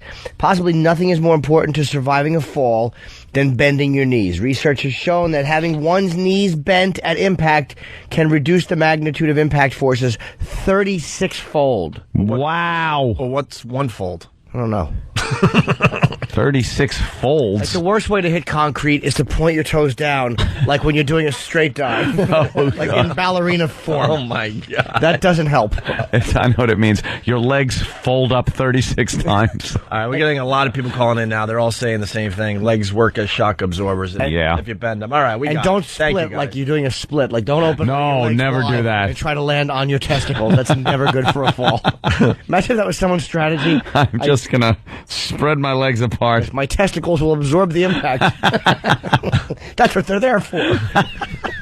Bill from Waterford is saying, the Dick Dale Show. The show should be attacked for having an awful name. Let's find out about Dick Dale in Kansas City. Poor Dick Dale. His phones are going to start ringing, and he's not even going to know why. Why are my phones ringing? Hey, Matt in South Carolina off the instant feedback. You were talking about the left boob getting in the way. Where'd you get that theory from? What, the one where they cut it off, the Amazon women? No, the LPGA. Oh, because I was watching them golf, and you know how guys do that backstroke, and the left arm stays pretty close to their chest. Yeah. You know? But you didn't hear this anywhere, right? Oh, hell no. I got a microphone. I make up my own crap. Someone is backing you up, and God, I hope we can find this clip. Matt in South Carolina, supposedly back in 1995, Ben Wright, who is a CBS golf broadcaster, said the following. Oh. Please, I pray this is right or true. Women are handicapped by having boobs. He wouldn't say boobs, though, would he? Boobs. He would have to say breasts, no? I'm obsessed with this now. I need to find audio. Where's this quote? Women are handicapped by having boobs. It's not easy for them to keep their left arm straight, and that's one of the tenets of the game. Their boobs get in the way. I think I remember hearing something like that. Find that clip. There was a lot of controversy there. Find that clip. Just make a commitment to your sport and lop it off. You still have the right one, but the left one's got to go. You got to be. She'll quit the game. Let's say hi to Matt in Boston. Matt. Yeah. What's up, Matt? What's happening? Hey, man. Come on, let's go. Speak. Oh, yeah, I got a nice fallen story for you guys. I have an uncle. I'm not going to name names, but he got hammered one night. He got dared to hang up like a bridge over these train tracks. And being hammered, you know what I mean? He couldn't hang on too long. And he got just over the tracks and let go and landed on the train tracks, and it actually pushed his hips up. So now he's got like a permanent penguin walk, like, you know, penguin for Batman. It's pretty bad, man. You should see the guy. He should have bent his legs. Yep. I mean, he's short and fat, too, so he kind of like fits the part. It's hilarious. You got to see him. Another mistake people make when they fall is a lot of times people will try to land on their cheekbone. That's also a mistake. They say never use the cheekbone to absorb because impact. it's meaty and plump. You would think you could land on it and it would be safe, like a little padding. You'd go from cheekbone into like nose onto other cheekbone and use your face to absorb. Use your face, roll slowly across your entire face. Can you imagine? To absorb the shock. Hey, let's go to Sarah in Maine. Sarah. Hey, I just wanted to say that when I fell 10 feet from my horse and I landed on my hip, I dislocated my hip and couldn't walk for like 3 days. So I don't think it's such a good idea. 3 days? That's nothing. That's how I fall, though, on my side. Not good, huh? Yeah, but on your side, it's like I bruised my hip and I was in the hospital for like a day, and like they had to like shove a catheter in me. It wasn't fun. Oh, were you in that horse gag video? I love that one. Loved your work. How stupid do you think Christopher Reeve? I think Jimmy's idea of no tension is a better idea. No tension, just let it all. That's impossible, though. When you're in that situation, relax. You're tensing every muscle. Yeah. He was talking about fighting, though, not like falling from 45 feet. Just like in a fight, he goes, and like in a karate fight, he goes, sometimes you just got to fall on your ass. And he goes, just relax and fall, because that will help the impact a lot more. But that's the true talent, being able to do that. Yeah. As soon as anyone's in a moment, you just tense up. When you know a car accident's going to happen, what do? You tense every freaking muscle If you know up. you're going to get in the car accident or fall, just get drunk. You don't get tense then. Yeah. All right, Sarah, thank you. I'd pull out an umbrella. An umbrella? And float down on it. And sing a happy tune. Yes. Or whistle a happy song. Anna's right about falling. Oh. All right, enough about the falling. You know what way it works? This is something people try, which is not as effective as you think, is when they're falling, they put their legs straight out as if they're on a chair with their legs straight out, and they straighten their arms beneath them, and they try to brace their impact with the tips of their fingers. Oh, my God. With their fingertips braced underneath them. They figure that will absorb the impact, and it never works as well. Oh, my I think it's going to work. You would think, because your fingertips bend. Yes, they would absorb the shock. Yeah. Let's say hi to Carmen from Jersey. She's a girl. Carmen, what's up? Hi. I have such a hard time swinging. I can't. My boobs get in the way. So you like to play golf, but your boobs get in the way? They do. How big are your I boobs? kept saying- I said to my boyfriend, Oh. I want to get them reduced to like a 32A so I could have a better swing. You'll have a better swing, but no boyfriend. That's what he said. He says, no way. He says, keep those babies going. No, do not. How big? How It's big? hard. Oh. You're a 36 double D. Oh, my God. All right, so you can answer the question. So you play golf. You got these big boobs that get in the way. Do you hook or slice? Oh, I don't know. Hook, I hope. Yeah. She doesn't- Hook. She doesn't know the difference between a hook and a slice. It's a hard time. I'm going to give up golf because of All right, that. listen to me. Let's. So, are you a righty golfer? Left. Lefty golfer. Lefty big golfer, boobs? big Just boobs. give up the sport already. Play ping pong. We don't make golf courses for lefties. I know. So I'm learning now with my right, but still, they're so big. They just like, when you put all your hands together, they squeeze. You got to squeeze them. You squeeze the boobs. You squeeze the boobs, and it's uncomfortable. You don't have the freedom to swing. Yeah, she needs some golf instruction. She's really trying to keep her phone call going. Well, your left, Certainly is. your left arm has to be straight when you swing. I've never swung golf in my life. Oh, yeah. Oh, yeah. Very it's hard. difficult. So I'm learning to be a righty. in the wrist. because- No, you got to bend the right, though, Jimmy. As you keep the left straight, you come up like Yeah. this. And then you have to squeeze, and you're squeezing these boobs, and it's like, Terrible. oof. All right. Great We get it. cleavage, We but get not- it. not. All we right. get it. Good You- luck. Godspeed. You big-breasted animal. Right, just We lay on- understand. lay on the course with your mouth open and let them hit the ball into that. All right. Thank you, Karen. Hey, we got more Ben Wright. I heard she was hit between the first and second holes. That old gag. I love that old joke. By the way, Ben Wright, supposedly that quote we read you, it ran in a paper. He denies saying it. Here's another Ben Wright quote coming in. Mm-hmm. You might have your own out there. I don't know. Maybe you're right. doing research, too. CBS veteran golf analyst Ben Wright was quoted as saying lesbians are ruining the ladies' pro golf tour and that women can't play because they have breasts. He said that, too. Yes. Is he still working? No, he's not. No, he's not. Yeah, they dropped him. Damn. Even back then, huh? Wow.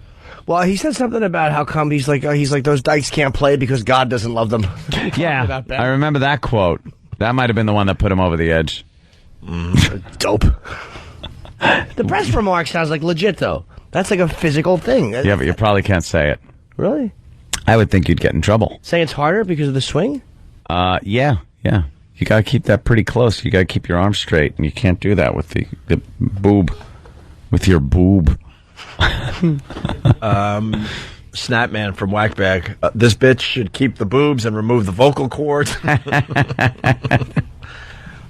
So what happened now? What are you typing up? So go ahead, E-Rock. He did admit that the comment was wrong in the May 18th, 1995 issue of Sports Illustrated.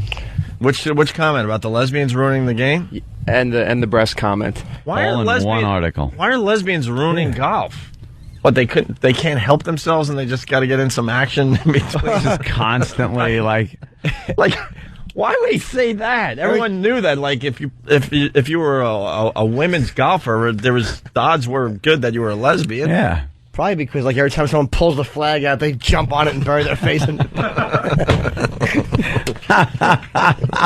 Yes, that. His quote was, "Let's face facts here. Lesbians in the sport hurt women's golf.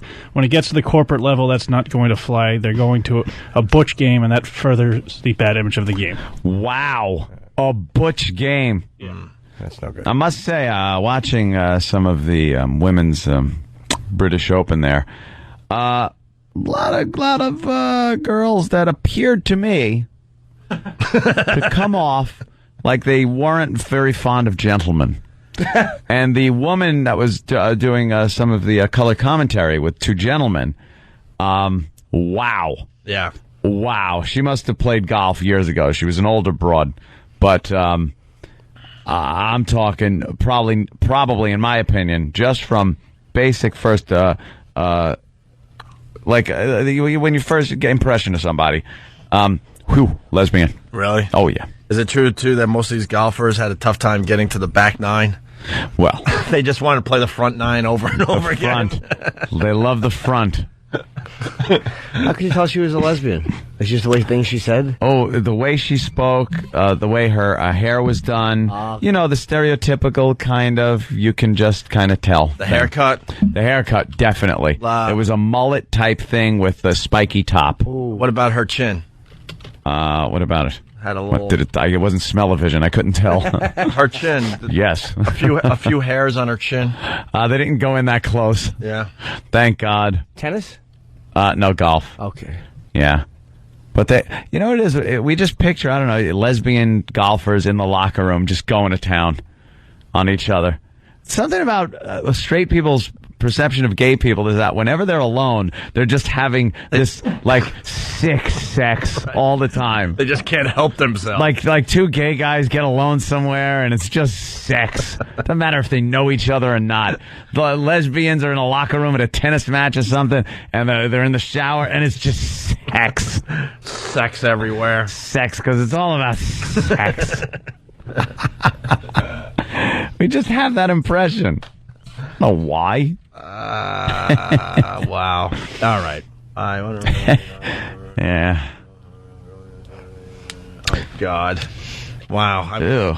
We'll have to read these Ben Wright things on the other side of the show today. Oh, did he say a little more? People speculating, or? Well, this is coming from Pal Talk. Supposedly Ben Wright back in the day said there are enough holes on a golf course already.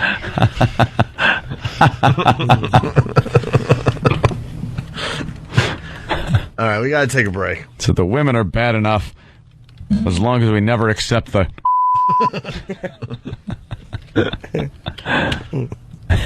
On the way, Danny found your hip-hop ab infomercial. We got some clips from that. Right. And we also have, we like when athletes retire. Michael Irvin. Yep. He retired, obviously, but he got inducted into the Hall of Fame over the weekend, right? In the Hall? Good. Yeah, so we got him sobbing a bit. I saw it without the sound on. I saw the TV, and I'm like, I see some tears there. We might need that audio. Yeah, it's just it just gives us an excuse to play the Mike Schmidt. He didn't do a Mike Schmidt. No, but then we get to play Mike Schmidt. Of course, we get to play it. We still got lots to do. Stay there. It's Opie and Anthony. The conversation takes such a unique turn when we're off the air for the breaks. It sure does. Opie and Anthony, Jim Norton, Ben Wright quotes coming in from Instant Feedback. Sometimes I love hearing Kenny's take on sexuality. Yeah. Very funny. Can that go on the air, you think? Of course not. Probably not. Sorry, Kenny. You're funny in front of 6 people. Yeah, but it wasn't original. I was just repeating something a friend once told me. All right. A little heads up to Al. I'm just going to read these and hope for the best.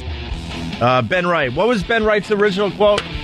Basically saying that women's boobs get in the way in golf. Well, he criticized lesbian. He said lesbian shouldn't be. Yeah, that too. He's not a fan of the lesbian. They can't swing that golf club with the boobs in front of them like that. Well, we got Nate Sack from Jericho, Long Island. He writes, the grounds crew think that women's golfers are ruining golf because they don't have any more lawns to mow. Messed up his line, sorry.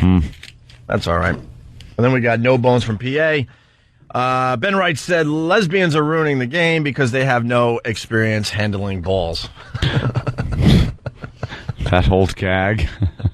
And Fast Freddy from Jamaica Station, Ben Wright said, dykes shouldn't play golf because they don't know how to work the shaft. All right.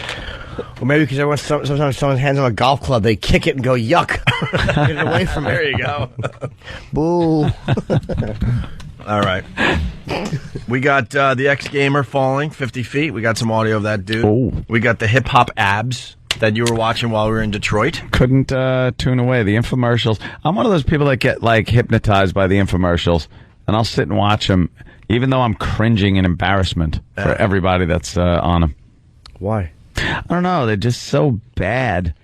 They're so like, this is great. I've lost so much weight. And then they show why they've like lost weight and they're doing it. I like doing the flavor. That's a great move. I like doing the get busy. It even works in the clubs. And I'm just watching going, why? Oh, gosh. This is horrible. Do you know when I was new in my career, I warmed up for an infomercial? It was a 6-hour shoot day. It was for the guy and the girl, Jan, and that awful girl that always do them together, the Home Wright paint stick, where they wanted a comedian to come in and warm up the crowd while they were... I remember that one. And it was atrocious. I was bombing so badly. Like, in between takes, I finally just started talking to the audience and, like, just finding out where they're from. And they're like, we want to follow your career. It was just became a friendly interaction. I was bombing so hard. Wasn't that the one where the paint handle acted like a syringe almost, and like sucked the paint into it, and then you'd slowly squeeze it into the roller, so you wouldn't have to keep putting it in the roller. Yeah, that's how it looked on TV. In reality, you squeeze it and paint shoots your carpeting. It was just junk like. Well, they never work like they're supposed to. Yeah. A lot of reviews coming in from the Detroit show, by the way. We could take calls all day. Just want to acknowledge all the people calling from Michigan today. You guys were unbelievable. The show was awesome.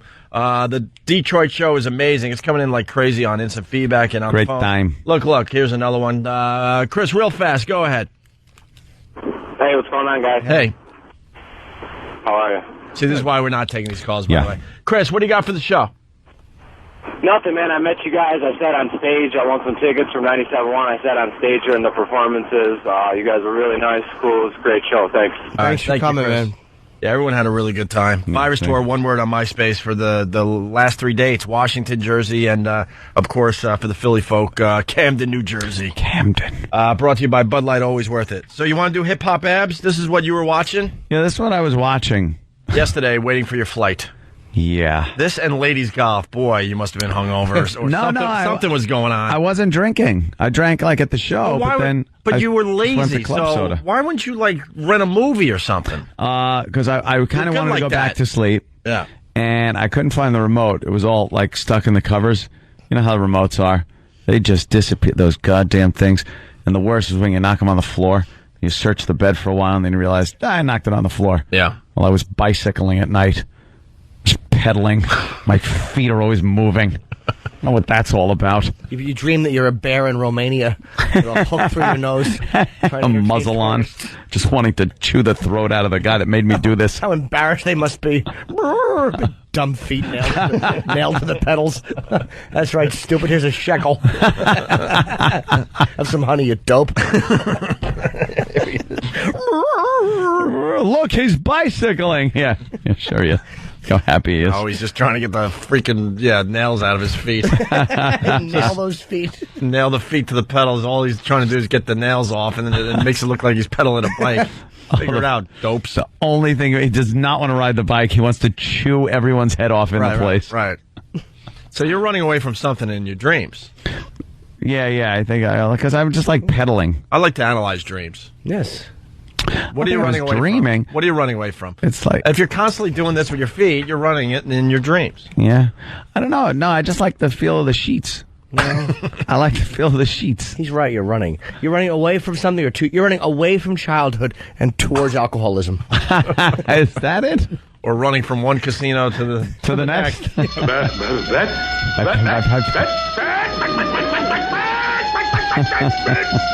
All right. So this is a taste of what you were watching. Yeah. Yesterday in the Detroit area. Actually, Auburn Hills. Should go local for everybody. My new favorite infomercial. Work. Yeah. All right. Chilling. So, I know you want to do that because you're a dancer. You're a dancer. So let's start with our feet wide, okay? Good. Start with your feet wide. We're going to start with our right knee. Okay? Mm-hmm. Here we go. In 5, in 6, check out the 7. Right knee 2 times. Pull it up. Now left 2 times. Guy's name is Sean Thompson. He's from Jersey. Ah. Jersey guy. And wonder what you're running away from. Yeah. I thought his voice sounds familiar. I'd like to hear him go. Yeah, well, he's a choreographer. Yeah. So you're watching this, and you couldn't find the remote, huh? No, I couldn't. Wowee. I bet you had something that looked like the remote, tenting up those sheets, didn't you? Sissy. Wait a minute. This is right. Thank you, Jimmy. No. What the hell, eh? Not with this infomercial. Because you couldn't find the remote, huh? Yeah. All right. Looked everywhere. You know, the girl that comes on is very hot. Oh, yeah, all right, Sure good. she is. Don't try to twist this around, my friend. No, we'll just let the audio speak for itself. Yeah.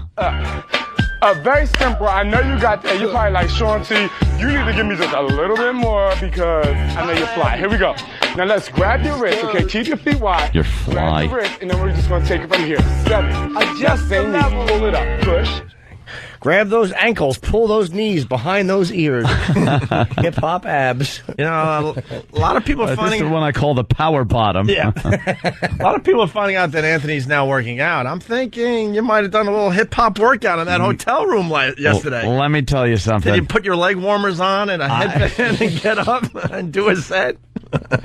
There is no way in hell you would get me to do hip hop abs. But you are working out. It was the way. Well, in a gym, like real people do, not hip hop abs. I bet he was beside that bed just hip hopping away. Of course he was. I was not hip He hopping. was trying to get some abs going. He had like a cut-off sweatshirt like they used to wear in 1980s Go-Go's videos. I was not. Headband. Yeah. Wow. Well, well, we got one more clip. What? I don't. These don't even sound like they're from the infomercial. Yeah, okay. They don't. And go. Now look, we're about to go tempo, okay? So don't be in your house looking mad. You gotta smile, act like you got a little attitude. Here we go. Are you ready? Are you sure? Here we go. Let's try it. 5, 6. Pull it up. Go. Up. Adjust the Now level. swipe. Punch high. Turn up the bass. Yeah. Come on. Be a little aggressive, but still have a little flavor, okay? Here we go. Let's try it. Go 5. Go 6. Just let rain. Never see a nude girl again. Just let rain. The first time they do it to you, you feel pain. Just let rain. Look at your father's face; it's full of shame. Just let rain. And the back of your shirt now has an awful stain. Just let rain. Well, couldn't really find a chick in there. Maybe she's later in the show. Yeah. Why did you admit this? Well, because I think you got that off of the actual tape. Yeah. I don't think that was part of the infomercial. No, huh? The infomercial, that'll, a lot of those. Cool now. That'll get you rock hard abs, right? Yeah, rock hard abs. And it's fun. It's not all the crunches and, at the gym, these people are talking about how much fun they had. I picture you looking like, I don't know, John Travolta and Staying Alive when you're working out. That's what I do. I dress exactly like that. I know what you're trying to do. The headband. Is that it? Yeah, that's pretty much what he was watching, yeah. Well, I think that's part of the tape, and again, not the infomercial. The infomercial was a lot more cheesier, I guess, than the actual tape. These dancers are in the best shape on earth, but they always dance. They dance for 6 hours a day. Yeah, these aren't like the people that are doing this at home, like sending away for it. Yeah, some fatty from the middle of Akron or something is going to get this tape to get her fat body in shape like these dancers. Yeah, ain't going to happen. My mother used to do stuff like this when I was growing up. She would jog around the house. My mother was a psychopath. She would jog from room to room like a little old lady. She would start in the living room and jog through the kitchen. Get the hell out of here. I swear to God. And she would jog into the bedroom because she had to watch my sister. Why wouldn't she go outside? Oh, she had to watch your sister. Apparently she had no friends who could help her out for an hour. And she would just jog like into the rooms around the house. And my mother would just jog in the house. Actual jogging? Slow. Putter walking. Walk putter. Of course it has to be slow. How big was your house going on? Yeah, she wasn't sprinting. Right. But she would jog. It was awful. That's hysterical. All right. And have a Bailey's Irish Cream. Fall asleep with a cigar. I don't know what that meant. Here we go. Michael Irvin cries at Hall of Fame ceremony. We love the crying athlete. Yeah. The crying athlete rules. Here's Irving introing his sons, and he starts to sob a bit. I want to share something with you today. I have 2 sons. Michael, he's 10. and Elijah, he's 8. Michael and Elijah. Could you guys stand up for me?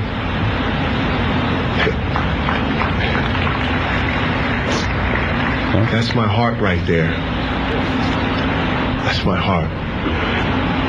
When I am on that threshing floor, I pray. I say, God, I have my struggles, and I made some bad decisions. But whatever you do, Stop whining. Don't let me mess this up.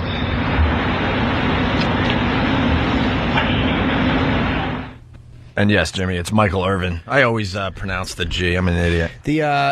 The kids must have been so awkward. Like, all right, do we sit now? Oh, now I can stand up and watch Dad babble like this. That's my heart. Shut up. up. It must be great to be an athlete. You retire and you get this whole thing. Yeah. The rest of us, we get a stupid gold watch and a box for our crap. Watch the guy that's coming in throw your stuff out, all your ideas out the dumpster. Not even a watch. Maybe like dinner with your fellow employees, and half of them can't even show up because they have better things to do than go to your retirement party. Go home and see your wife with a vacuum cleaner on and her shoes askew as she's just dead. There's a great line in that movie about Nicholson. He goes, "Yeah, I hate my wife's smell. My wife's smell bothers me, just like her skin or her whatever." It's really funny. About Schmidt is one of the funniest movies. If you look at Not it, meant to be, if you watch it differently. God, I told the story. When I saw that movie, I was laughing so hard in the theater. Old ladies were getting really, really mad. Of course. So pissed off.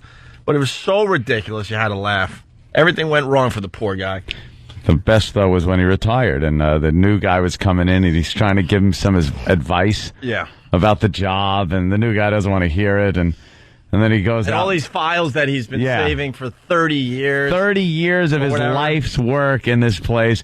And, he actually told the guy, I got a lot of stuff here maybe you can use. It'll make your job easier, the transition easier, all my files, all the research I did in this place. All of his work. And then as he's leaving, he's passing the dumpster out back, and all those files are in the dumpster. His life's work at They the just job. threw it away. You are nothing. Wasn't it awkward? Like he's sitting there talking to the guy about you could do this, and the guy's like, "Okay, yeah, no, cool." The guy's being polite to him, which made it even worse. Like, made it more like that's how somebody would really deal with the situation. Be all cool, but then when he leaves, it's like, all right. And then it's one thing after another. Then he goes home, and his wife, is dead with the shoe off. The with vacuum cleaner's going. And then she was just vacuuming the house and keeled over. See, I started watching that movie, and I was in shock in the beginning. But by the time he's in the RV, and now what? He's driving cross country to see his daughter, who doesn't give a crap about him anymore. And then when he stops in front of where his childhood home was, and before they even showed the childhood home in quotes here, I started laughing because I knew that had to be some horrific thing too. And it's a tire store, and the guy's like, "Yeah, I guess you could come in," and he's kind of like reminiscing and like trying to figure out where his bedroom used to be in this tire store, and the guy's in the background selling radials to somebody. Oh, I howled. It was so fun. The house had been gone for years. They'd knocked it down and built a tire store. His childhood home. That film is funny. All right, here's more Michael Irvin. Still talking about his son, with his sons, I guess. You could hear Irvin choking up here. I said, please, help me. Help me raise them for some young lady so that they can be a better husband than I. Help me raise them for their kids so that they could be a better father than I. And I tell you guys to always do the right thing so that you can be a better role model than Dad.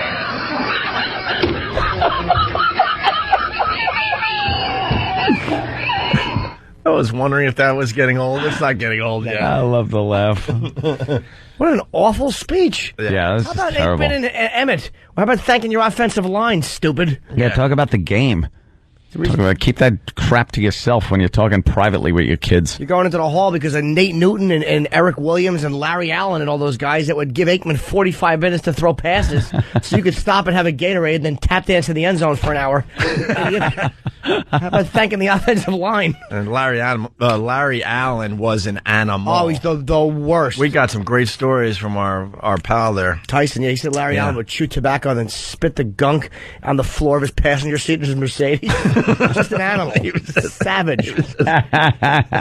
He was unbelievable that he was saying. Here's the final clip from Michael Irvin. I sat right here where you are last year, and I watched the class of 2006. Troy Aikman, Warren Moon, Harry Carson, Rayfield Wright, John Madden, and the late, great Reggie White, represented by his wife, Sarah White. And I said, wow. This sucks. That's what a Hall of Famer is. This sucks. Boring. Certainly I am not that. And I doubt it. I would never have the chance to stand before you today. So when I returned home, I spoke with Michael and Elijah, and I said, that's how you do it, son.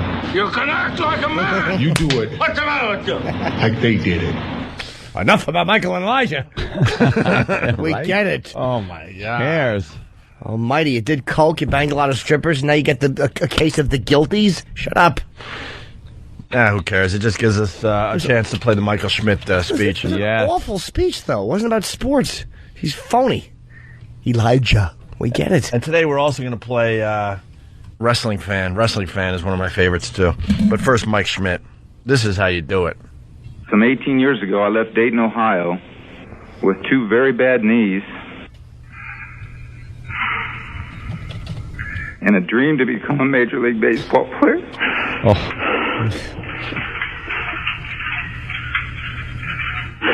I thank God this dream came true.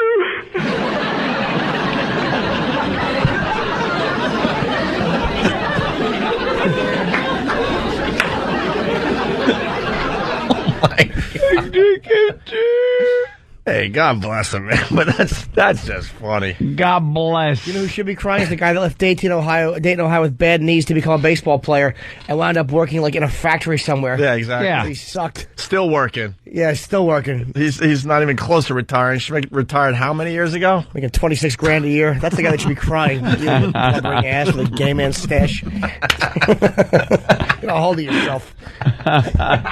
Almighty. Simmer down a bit, Mike. Relax. Stupid hometown you're from.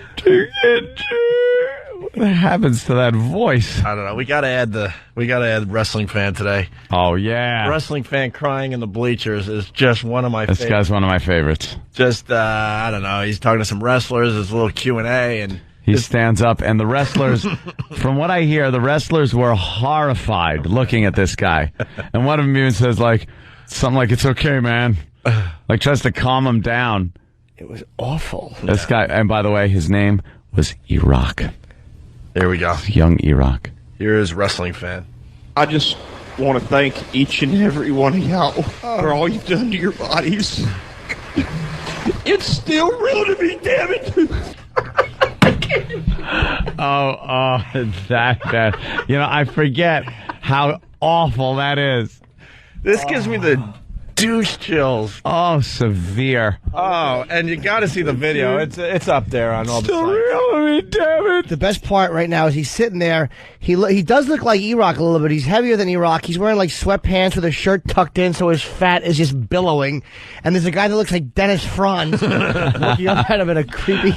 Oh, it's awful, dude. It's they're in like a high school gymnasium. It looks like. He's sitting in fold-out bleachers. There's 1, 2, 3, 4, 5 people around him that could care less. They're bored. They're like, this will kill an hour. And there's a woman in front of him. She looks like Blair's cousin Jerry from The Facts of Life. She has a stupid mullet. And there's a black guy who looks dejected, sitting on the top bleacher like English in Escape from Alcatraz. Half these people look like they came inside to get warm. Yeah, and this guy. And all of a sudden they're in the middle of this thing, and then you got the Wrestling Fan guy that's taking it very seriously. A little too seriously. All right, let's try to get the whole clip on. He's awful. I just want to thank each and every one of y'all for all you've done to your bodies. It's still real to me, damn it.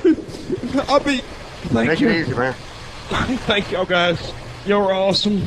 Thank you so much, Mr. Funk, for saying what needed to be said. I don't want to see another one of these. Well, thank you. Oh. Do we know the background on this? He doesn't want to see what? Yeah, the guy's an ass. My only guess that's going to be Owen when Owen Hart died. Oh, is it Owen Hart? I don't know. I mean, I'm only guessing because what else could make him so sad? Right. Unless he was a big fan of John Stossel and he didn't like the way Dr. D or David Schultz, whatever that idiot's name was, gave him a pounding. Poor John Stossel. Oh, it's so real to me. Take it easy, man. I got to tell him, hey, lighten up. Looking like an ass. Exactly. We just wear tights for a living, stupid. You know, humble yourself. I want your family to feed. Relax. Stop tucking your shirt into sweatpants. Fatty. All right. Do we know who that guy is? What Eric? you done to your bodies? It's still real to me, damn it. Guy's probably got the posters all over the walls. Yeah. It's just cranking away at night. Yuck. Andre Agassi from last year was pretty good. Yeah? It was all right. A little weepage. Maybe we should go through these and get a couple more before we leave the air today, because it's a hot topic. It's a hot topic today. Over the last 21 years, I have found loyalty. You have pulled for me on the court and also in life. I have found inspiration. You have willed me to succeed, sometimes even in my lowest moments. And I have found generosity. You have given me your shoulders to stand on, to reach for my dreams. Dreams I could have never reached without you. Over the last 21 years, I have found you, and I will take you and the memory of you with me for the rest of my life. Thank you. Will ya? My shoulders to stand on to reach my dreams. You play tennis. The memories? Yeah, sure. Go. Next time you see him in a restaurant eating, going up to him like, hey, I'm one of the guys that, carried you. The shoulder. The shoulder thing. Right here. Have an I'm autograph. eating. I'm eating. Get lost. Scram. I just want to let you know I'm one of the guys that you mentioned in your retirement speech. Remember? And thank you. Just like he doesn't acknowledge, so you're like, yeah, remember? You people were there during some of my lowest moments. Do you remember that? Remember that? And you said you would take it for the rest of your days? Well, I'm here. Well, here it is. Can I have an autograph and a picture? Right. Remember? The shoulders... I the weight of you on my shoulders, lifting you up to your dreams. Remember? Remember when you said, remember? Well, now I got a bad back because of that. Can I at least get a picture? You stood on someone's shoulders and grabbed their dress, you Nancy. You played tennis for a living. You're not a tough guy. All right. We're going to break and wrap up this side of the show next. It's Opie and Anthony. Hey, thanks for checking out the show today. We appreciate it. Opie and Anthony here. By the way, if you want to play paintball with our own Danny. Ooh. Against the LA-based Adam Carolla Morning Show. Paintball.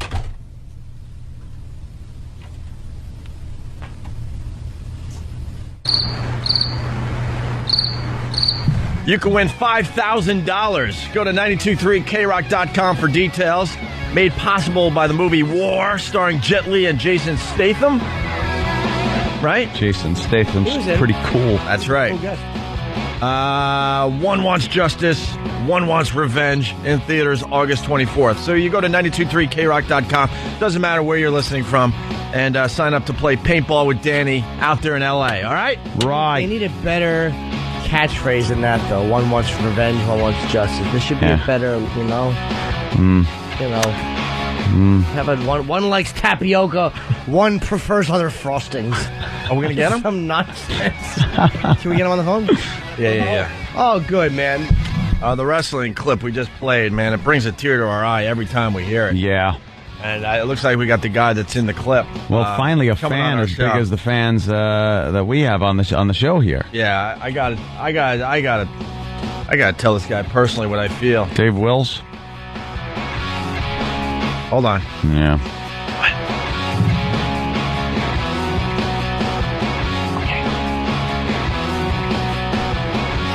We got him? Oh, this is a big moment for the Opie and Anthony show. Dave, how are you, buddy? Doing great, man. Opie and Anthony, what a treat, man. How y'all doing? Are you a fan of the show? Absolutely, absolutely. Where are you from there, Dave? I'm in Atlanta, Georgia, as a matter of fact. Atlanta. You listen to us on XM? Don't have XM right now, but I have listened in the past, and thinking about getting XM again. Run on, man. We got to play that clip. I got to tell you, we were playing some Michael Irvin today because he went into the Hall of Fame, and he got a little choked up, and it reminds us of your clip. I mean, yours is the big get as far as crying clips go, and I got to tell you, man, it softens our hearts when we hear this thing. And we're going to play for everybody again here, all right? Sure. Where did Jimmy go? Here it is. This is Dave Wills, just so everyone knows what we're talking about. I just want to thank each and every one of y'all for all you've done to your bodies. It's still real to me, damn it. I mean, thank you. Take it easy, man. Thank y'all guys. You're awesome. Thank you so much, Mr. Funk, for saying what needed to be said. I don't want to see another one of these. Well, thank you. Dave, I got to tell you, goosebumps. Every time, goosebumps. Dave, I got to ask you, what was going on through your head when that happened? Sure, be happy to talk about that. What it was a fan fest in Spartanburg, South Carolina, back around November 2005. They had a lot of the older wrestlers there. As a matter of fact, I'm going to a fan fest in Charlotte, North Carolina this week, too, the NWA Legends, which is going to be great. Yeah, who's going to be there? Who's the big get for that one? They're going to have Midnight Express. Oh, yeah. Wow. Luger. Going to have a whole bunch of folks. Uh-huh. Ole Arn Anderson, J.J. Dillon's going to be there. A lot of folks. J.J. Dillon? Yeah, too mean a name. If I might, like I said, I'm just going as a fan. I had to pay, but it's NWALegends.com if anybody wants to take a look. But it's just going to be a great gathering for sure. Now, why? How did you get so emotional at that point? Did you know you were going to get that emotional? Where'd that come from? Okay, I'll continue on. Being that it was the fan fest and a lot of the older wrestlers were there, whenever I first showed up and first got there, I saw Harley Race getting out of a car, and he was really walking real rough and everything. And I'm thinking, good Lord, this man, gave his body for our sacrifice. For our entertainment, sure. For the entertainment. Yeah. And it was the week of the Fan Fest in November 2005 was also the week when Eddie Guerrero passed away. Yes. Very sad day. And Nick Dinsmore or Eugene or whatever had been sent home from the European trip for, let's just say other things. Yeah, well, we all know that, yeah. That was on my mind, and then I got to, because it was, that had me kind of upset, because I'm seeing what happened, and I'm seeing Bobby Eaton not able to get around as fast as he used to, and he was one of the quickest guys in wrestling. Wow. Cornette's knees are shot. So this started working on you then, just seeing these guys. Started working on me. And then I'm like, well, I'm going to put out of my head a little bit. I'm going to go out there and I'm going to enjoy myself. I got to meet Jerry the King Lawler. I got to meet my favorite wrestler, the Barbarian. I got to have some fun. But then they started talking about, well, tell me this. What would you rather have as if you could have one match, your favorite match? What would you like? And Terry Funk mentioned, I'd like to have one more of Eddie Guerrero. And then he started speaking about certain things like, well, every city in America the size of Spartanburg, South Carolina, has a crack house. And if you go back and you trace the deaths in wrestling, or you go back and trace the deaths at that crack house in Spartanburg, South Carolina, over the last 5 years, you'll find that pro wrestling has had more in the last 5 years than that crack house. And wow. With the Benoit tragedy and everything, a lot of this has come to light. Because, I mean, that had me a little choked up. That there are so many deaths in wrestling, and it looked like the WWE wasn't, they got their wellness policy, but you can get around that with a prescription. You can go out and, as long as you've got a doctor or a doctor prescribe you testosterone, you're fine. And a lot of stuff like that. But, it seems that, so little was being done about it, and no one really gave a damn about these wrestlers. And I wanted to stand up and at least thank them for what they did. Sure. Right. And you made a moment, huh, there? Unfortunately, I guess I got a little too choked up right there. But if nothing else, I can take it, and of course you can take it. It's now a catchphrase. It's on T-shirts. You have a website dedicated to this, right? Oh, yeah, it's stillrealtome.com, www.stillrealtome.com. And how weird is it, Dave, you now have fans? I mean, they're calling in now. We got fellow wrestling fans calling in. They can't believe we're talking to you. That's very bizarre and everything. Believe me, I'm just a guy. I go to work every day. What did you mean by it's still real to me?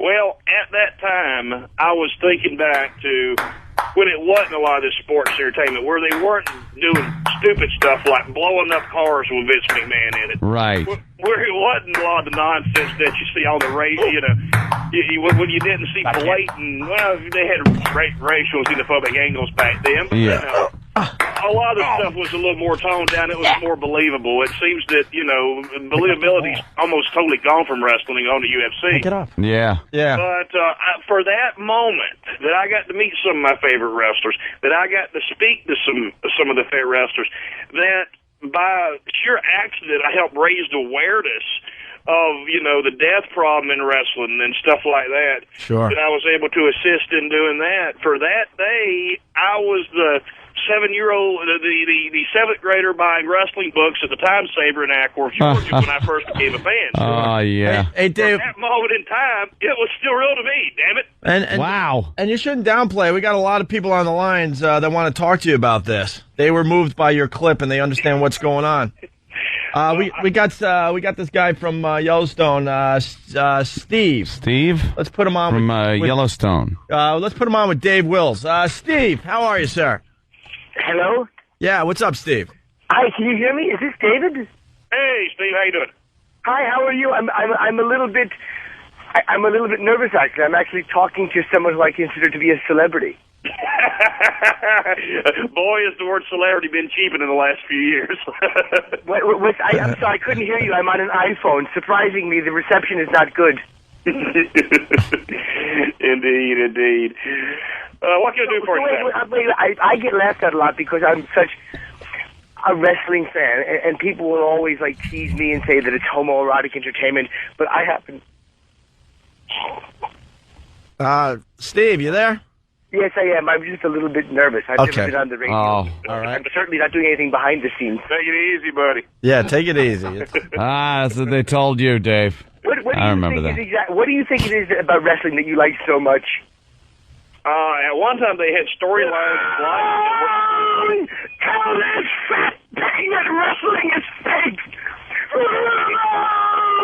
This guy said wants to help with his necktie. Oh, my goodness. Sometimes you get callers that are... He should sacrifice his body to a pig roast. Well, I may not be right. Prostate cancer should also be real to you.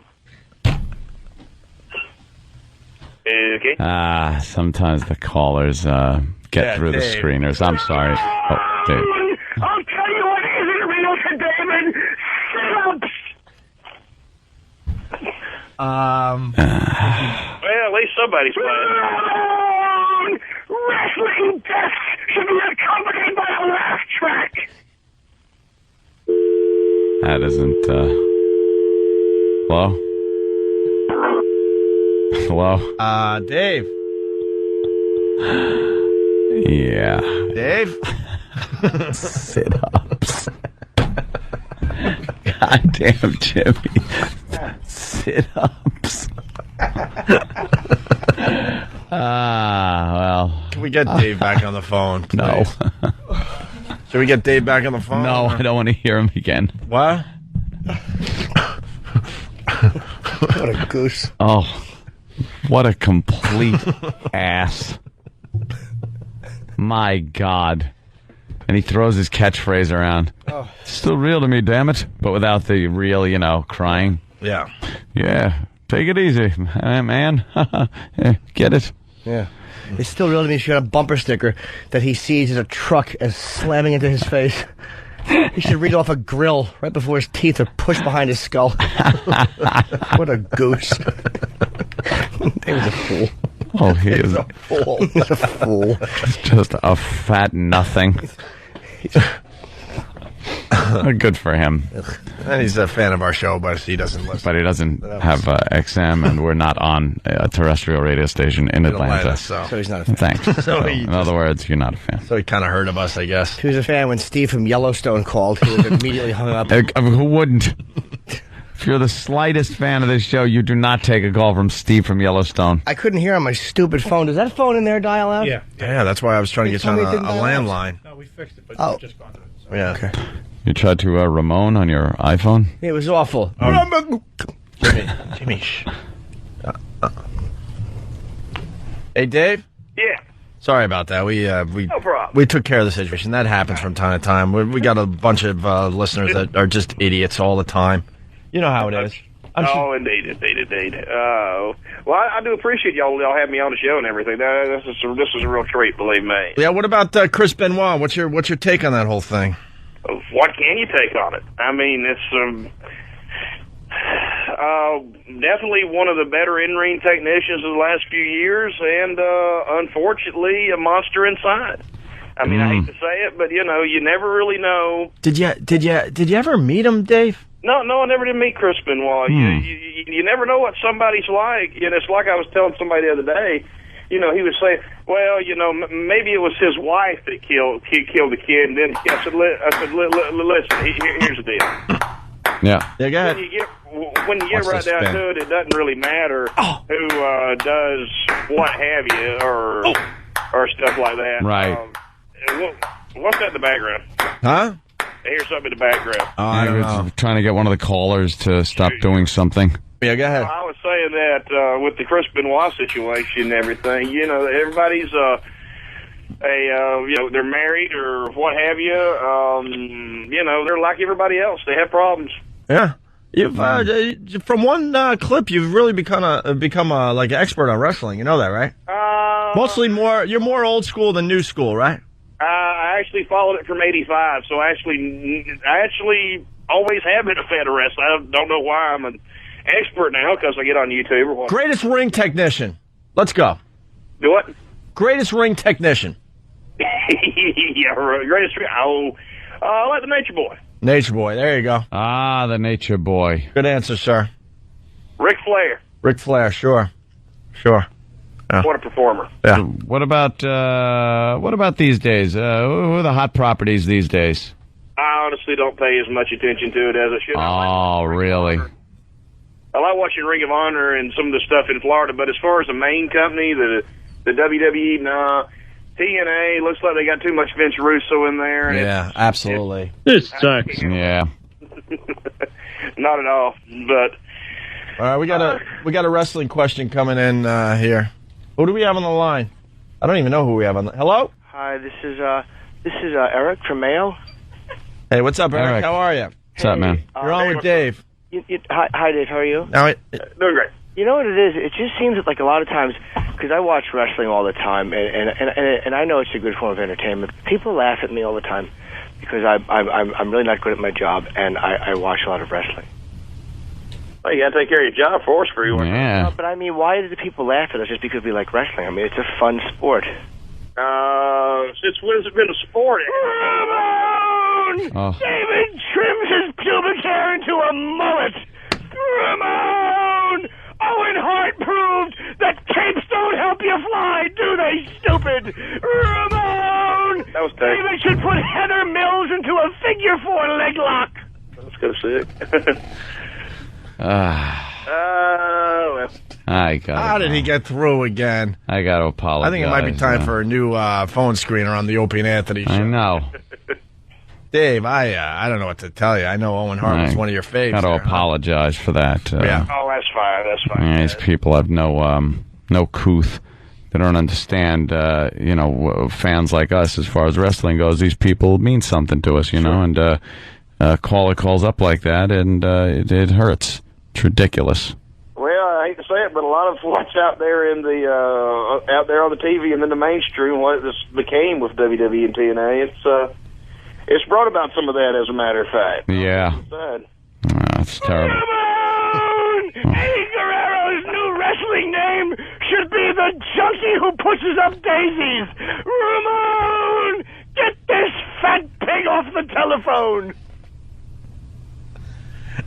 Dave, those kind of people that that just ruin it for everybody.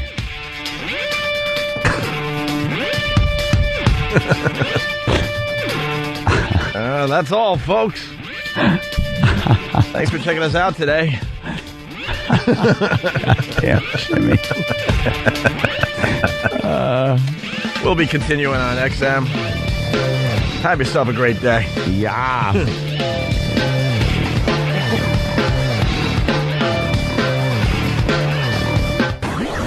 It's the Opie and Anthony Show.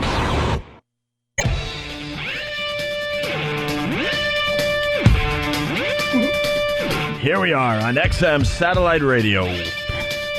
Radio. Where's our studio at?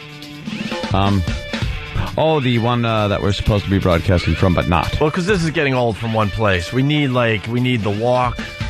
We need to meet listeners again. We New atmosphere. We need to bring them up to the new studio when it's done. That whole thing. Yeah. This was cool to take a break and just do the whole show from one studio, relax a little bit. But we need to go back into that routine that we know and love. Absolutely. I'm here, early September on the studio, so we got another 3 or 4 weeks here? Yep. All right, and where are we at with the studio? We've been pretty much banned from the building till Friday. Why? They're laying these floor and ceiling materials down, and they don't want anybody near it to mess it up, so we're not allowed over there anymore. Where do I stay? Yeah, where's Poe? I think they keep him in what is left of his office, that chair by the glass. Wait, they took his office apart? Yeah, it's becoming part of another office with Mars, so it's going to be one big kind of L-shaped room. Okay. So when you walk in, you won't just see Poe in that little room. You'll see Mars off to the side, right in the back there, yeah. Way to correct me. All right, so we're not going to know anything until Friday? Yeah. But they're moving forward pretty fast now. Wouldn't it be funny if we, on Friday we look and it just says a welcome Howard and Bubba sign?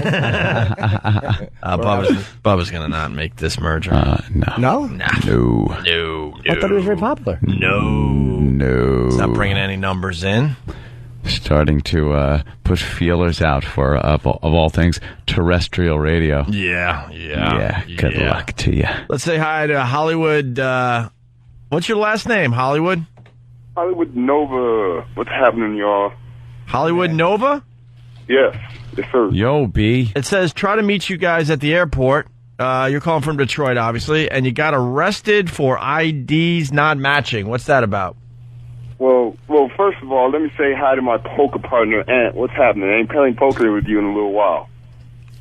Oh, yeah? Nova? On Power Talk? Right. Yeah, you don't remember. Of course not. No, I don't. Just I remember a game make believe, will ya? I remember a game of collusion. Well, anyway, I was trying to meet you guys at the airport because you guys didn't show up at the studio. So I'm driving to the airport. I'm going to try to surprise you guys. Well, naturally. I don't know if you guys, if I was too late or if you guys' flight was delayed. So I was walking out. I lost my parking ticket to the parking structure. As soon as I was trying to get out the parking structure, I thought I was just going to pay like the $25, you know, the whole ticket. Where'd you get that? Quiet. Yeah, go ahead, Hollywood. Yes, sir. And, well... Stop it! I was driving my friend's car. I'm sorry, I'm a little nervous. I was driving my friend's car, so the IDs didn't match when they asked for my ID and asked for registration. So ID didn't match the registration? Excuse me?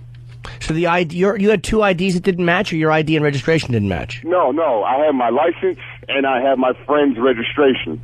So naturally they called the police. I don't know the reason why. And, well, I landed myself in jail for a couple hours because of, I had some in the car that I had to hide real fast. And, I couldn't even make it to the show. It's quiet. Quiet. Thank you for playing quiet for me. Quiet. My call sucks. Quiet. I'm punching out. Might be Wait. I have a question for you. Are you a black guy? Absolutely. Yes, I am. I wonder if that's why they gave you a harder time. Quiet. I'm asking you. Do you think that they were like hassling you for that reason? They probably were, Jimmy. They probably. Stop whining. I didn't even make it to your book signing, man. It fucking sucked. Shut up. Quiet. I'm locked down with my girlfriend and everything. Just stop it. Quiet. Well, thanks for trying, though, man. With the phone call. Thank you, Opie. Thank you. All right, guys. I'll see you later. All right. Thank you, Hollywood. Great call today. Let's go to the X Games border. You know, Jake Brown, we were talking about this morning. Yes. GMA got the exclusive interview. Diane Sawyer was asking all the tough questions. Whoa. How does it feel to be 50 feet in the air, plummeting to your death? But he didn't die now, did he? No. He got a little banged up, got knocked out. You've seen the video by now. Everyone has. That video is getting some views. You got knocked the fuck out. Officially, he was 45 feet above the thing. The thing. That thing, and he had to come back to Earth. Yeah. After his skateboard had wobbly speed wobble? Speed wobble. Now, speed wobble caused him to lose his board, and he was 45 feet in the air, and he had to come back down. Yeah. And that's going to hurt when you hit the ramp. What? I just got the word that on Greg they're doing a Greg over instead of a makeover, and it physically injured me. They're doing Gregos today? No, Greg over. It's not a makeover. It's the official Greg over. A Greg over. Really? They turn you into a douche. Look at that. Look at this idiot. So, world's best mom. What? But they wanted her to join them in the year 2007. No, Greg. Apparently, he's living in 87. I'm putting my feet up for this. 87. He's still living in 87. Hey, Greg. My name's Sam. I have two sisters, Jessie and Casey. We love our mom very much, but we are not in love with her look. She is a fashion disaster, and we can't take it anymore. She desperately needs a makeover. How does she have such hot Hair kids? definitely needs the most improvement. It looks like she just got electrocuted. She looks like Simca from Taxi. That's good. See how crazy everything is? Yeah. I don't even know where to begin with her wardrobe. How about stop being a cunt and just love your mother? Whatsoever, and anything she puts together doesn't come out quite. Yeah. Yeah. She looks like a cartoon. She was too busy raising you bitches. I know. Give her a break. This is our least. My mother doesn't dress well. Do you think I'm not embarrassed when she wears high-top sneakers and a macro miniskirt? Or she calls it twat peeker? The old twat peeker. It's embarrassing. All right, who gives a crap about Grego today? I just want to look at the daughters. Yeah, well. Speaking of talk shows, did we get the Tyra audio? What's she up to? Oh, my. She fucking... Dude, did we got the Tyra audio yet? No. We had the show, though, right? Yeah. Fucking, she did the Primordial Dwarf show finally. No. If you're doing a talk show, you have to do Primordial Dwarfs. Tyra finally did it. And how did she make it about her? She was talking about to primordial dwarfs and really short people, and then asking them how it feels to drive, being that short. Oh, she's just, dude. You know, I can understand from being so tall. Wait till we get the audio. There's got to be a tie-in. Yeah. Can we work on that today, Thin? Yes. Yeah, maybe later on the show we'll have some highlights from Tyra doing the Primordial Dwarf show that every other talk show host has done. So she's finally done that. Maury really brought him to the forefront, I think. Yeah. Maury loves the little peckers. Brings him in, hides him in his office in the garbage pail and in the bookshelves. Mm-hmm. Where are you? There's Tracy. Oh, you found me, Maury. You found me. I certainly did. Now I'm going to burn you. Fucking puts lighter fluid on her and... Every Primordial Dwarf show should end with a lawnmower. Where you should just slap their faces until their handlers pull them away. Handlers, whoever it is that keeps those things. You know, Mary, you're beautiful. Just because you're a Primordial Dwarf doesn't mean... I want to take you out with an organ grinder and a leash and a cup. I said we put him in the middle of a mosh pit. Make chimp noises. Okay, Maury. I could beat up 10,000 Primordial Dwarfs. You would be like Hercules to them. When does it get to the point where you can't beat them up anymore because you're just tired? Because they just keep coming and coming from all directions. How many do you think you could take out? How many? All. Nah, man. Your muscles are going to get tired after a while. They can't do anything to you. All right, but they can hit you as hard as they want. You could take a break. You could sit there and just go, look, man, take a break. No, but what are they going to do? Here's the bit, though. They keep coming and coming and coming. When do you finally lose the battle? If somehow they can suffocate you. That's pretty much it. But you could wait until they're climbing up your body. And if you don't die from freaking out at those creatures crawling on you, you just shake like a dog shakes water. Yeah. They're off of you. And then you just start kicking. I would kick. I say after about 10,000, it gets a little tougher. You're a little 10,000? Your reaction isn't as good. You're slowing down a little bit. Now, at that point, do you lay on your back and just start kicking? No, you don't get on the ground. Because now you're on their level? That's the weakness. You got to keep the high ground. I'd step on them. Because you can lift your leg up and just start stepping on them. Or kick them, and they'd go like bowling pins, I think. Step on 1,000 things, though. I'm telling you. After a couple hundred, you're starting to get a little tired. Yeah, but then what? If they're coming at you... Then what? You're all adrenaline. Pick one into the other. Start beating them. You ever see The Wanderers when there's that fight and Perry's father is swinging the Ducky Boy? Of course. The Ducky Boys. See, pick a couple up. Yes. And swing them around. Then your arms are going to get tired. Use them. They're light. Do like a cheerleader routine. Swing and stomp. Like, oh, you're non-humans, not even people. Non-humans, not even people. Just stomp and swing. Sweet salad from Rhode Island. Thank you. Like Matrix 2. They just keep coming and coming. When do you finally lose the battle? You're going to lose eventually. If 10,000 come at you, you could kind of pace yourself and know you only got 10,000. I wasn't thinking Agent Smith style, but they just keep coming and coming. When do you lose the battle, and how? I got it. You set it. Here's how you beat them. You set a trap for them. You take a giant glue trap and you put a sign on the front that says "Become a real person here." And they all run in to become real people. Become human. Do they have to stand on like an X or something to become this real person? Well, no, it's just a room. They just run into the room and they just get stuck in the glue trap. Oh, that's nice. Yeah. There's only so many you can fit in a room, though, Jimmy. Then what? I'll get a bunch of rooms. Help me! Help me! Like the Fly. Throw a rock on him. Brundle douche. Hey, let's go to Kara. Kara's got a very interesting question today. We're going to take a lot of phone calls today.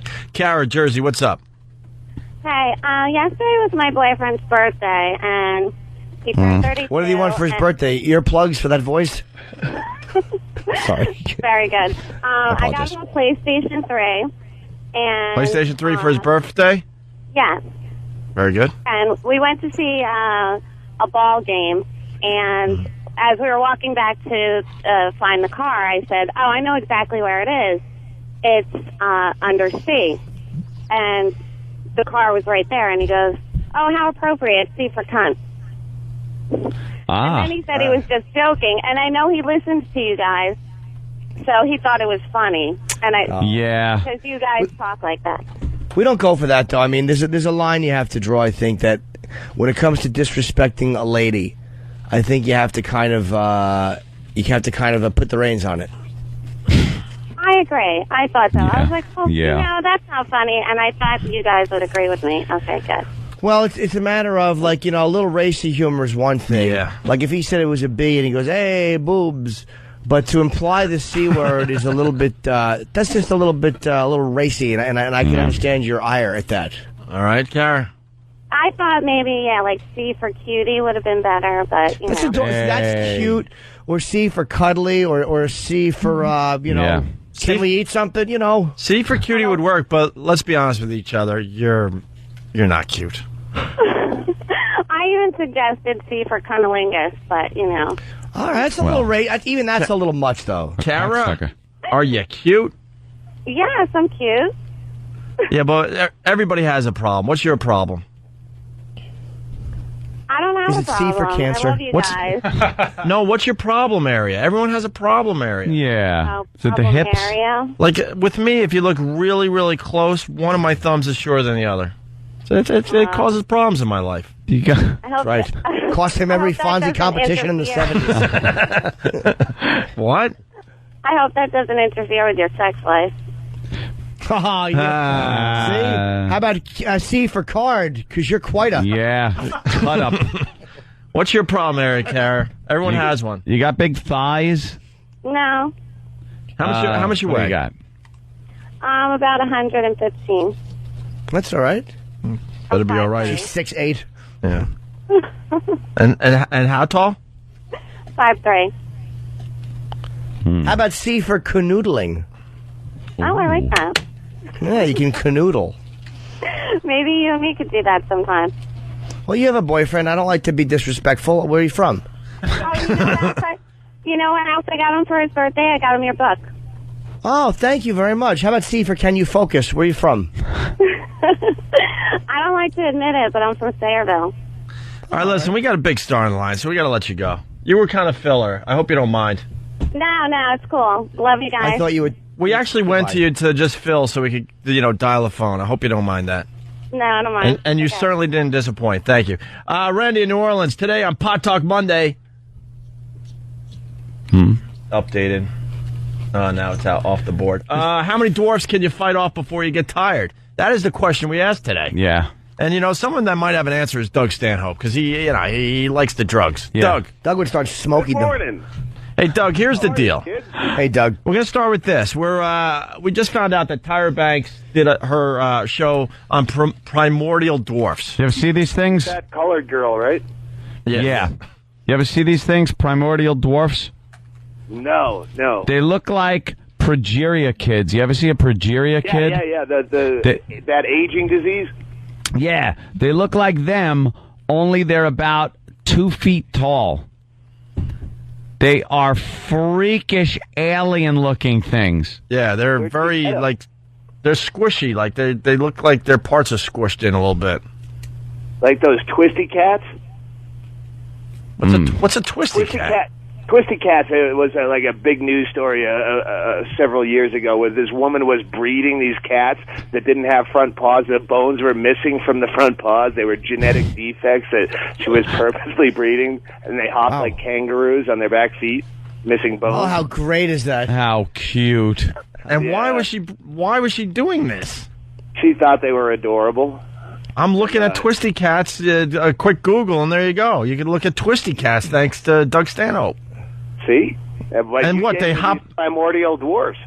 Oh, go to Primordial Dwarf in your Google search. Yeah. Take a look at one of these. You've never seen anything more rapeable than a primordial dwarf. Well, I'm obsessed with the fucking one. You're not the only people with Google in this town. Please hold. Please hold. Doug's throwing in Primordial Dwarf in the old Google search. Yeah, we're not getting good pictures of them, though.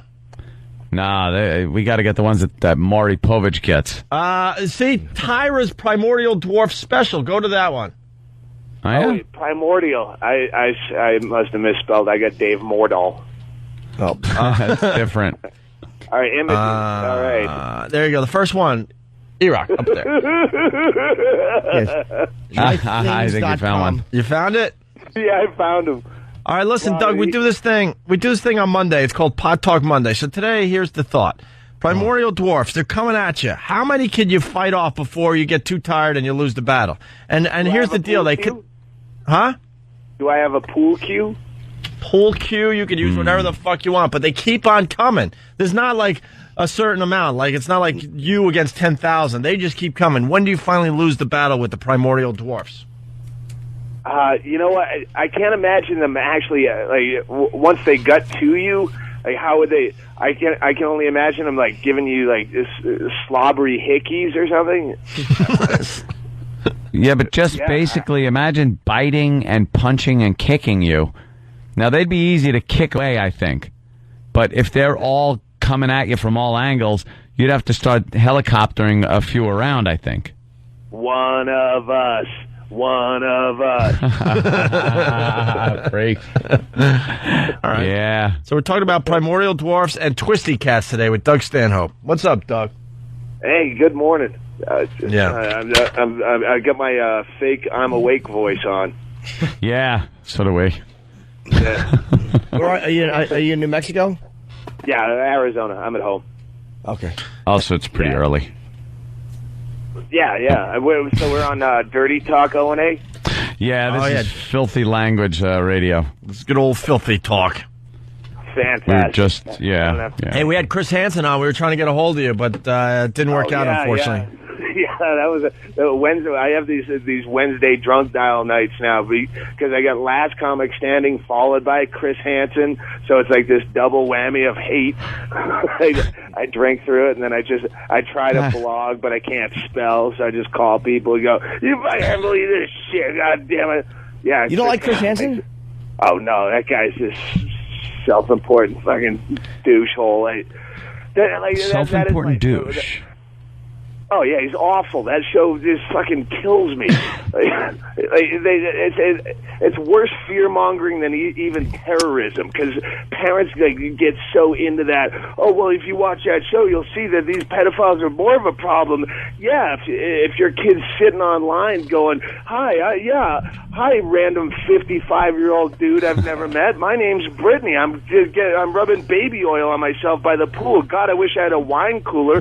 I live at 125 Washington Avenue. Christ, I wish you'd just stop by. If you're fucking if you make yourself a pedophile's wet dream. Yes, it's such fucking horrible entrapment. Like I'm not. I don't think Doug, entrapment though is like, come on, if you're getting somebody to like approach you as a pedophile, it's almost like you can't trick a non-pedophile into trying to fuck a 13-year-old. Well, maybe you can. First of all, fucking pedophile means someone who wants to fuck prepubescent kids.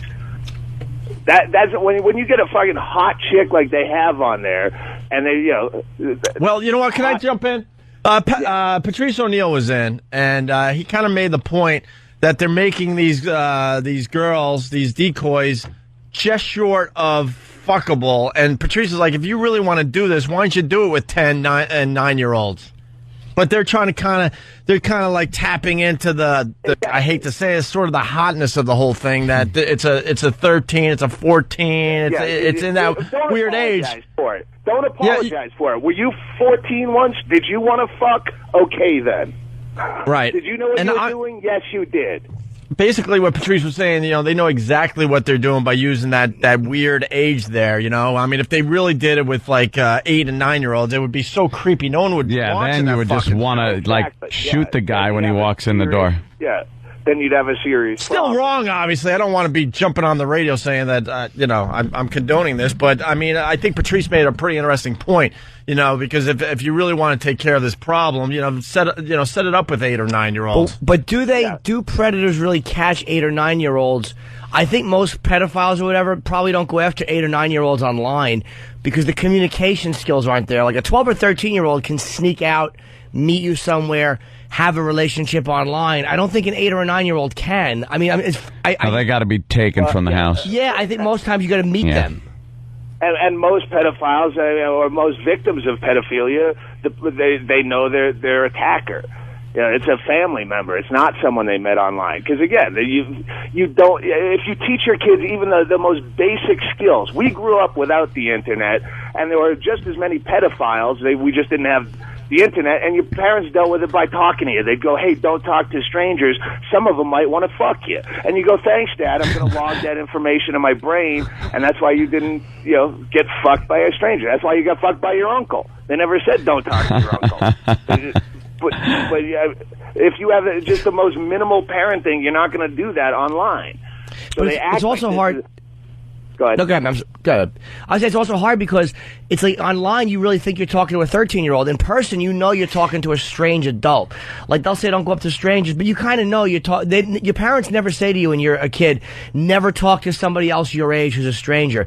They encourage you to make friends. So it's like online it's a little bit different because you a lot of times think you're talking to somebody who's 12 or 13, but you're really talking to a guy who's 50. That's the difference, is the anonymity typically you don't have in person that you have online.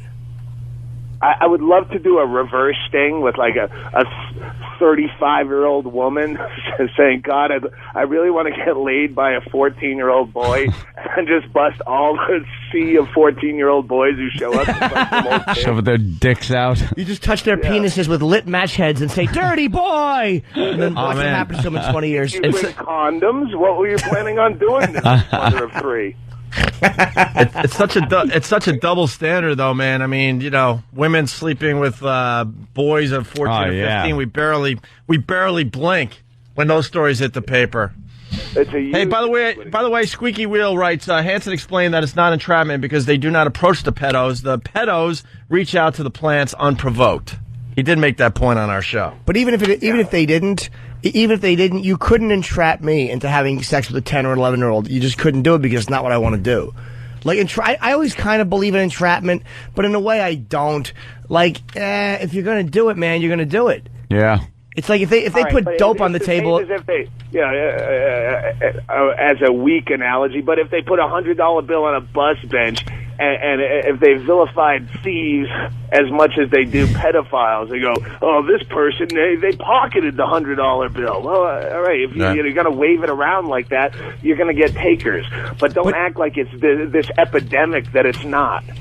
Well, I'll tell you, the thing is, though, like, with $100, I mean, I know you acknowledge a $100 bill is kind of an odd thing, but it's like, $100 is something anybody can use. Fucking a child is something only a small percentage of the population comprehends. Most of us don't, like, work 40 hours a week to fuck a child. I said most of us. Occasionally it's a fun thing and a stress relief. Who am I to judge? Asterisk. And I know this borders on a NAMBLA argument, but at what point are you an adult? Nature gives you the ability to bear children, to be a parent at roughly 13 years old. At what point, and the government says you're not even ready to drink a beer till you're 21. Like, at what point is it bullshit? Like, naturally, you don't want to fuck someone way out of your age range. That's natural. I don't want to fuck a 15-year-old for the same reason I don't want to fuck a 70-year-old. I have nothing to say to them, But I'll take the 15-year-old over the 70-year-old. Yeah, exactly. Pervert. Reverend writes from North Carolina, just tell Doug to shut up and view it as entertainment. I think even NBC would admit that it's gotten past the awareness stage with this show. But it does probably scare pedophiles, though. I guarantee you that has changed the way they do things. Maybe I guarantee you there's less guys doing it because they're like, fuck that, man. You can talk, but you can't go over. At least less guys doing it that way. Yeah. Hey, Doug. A big way to do it. Find a nice new way. Doug, you got that computer. Go to break.com and type in To Catch a Chris Hansen. He came in and Anthony did Chris Hansen to Chris Hansen. It was really, really funny. Really good. You're going to want to check that out.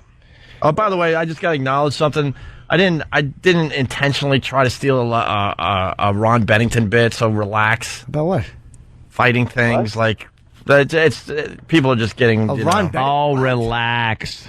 I wouldn't try to. First of all, I wouldn't try to just casually steal a Ron bit. We traded that bit for Big A and Stalker Patty. There you go. I'm the one that mentioned that, not Ope, and I've never heard Ron Bennington do that bit. I mentioned I could beat up 10,000 of them. Yeah, Ron talks about beating up kids.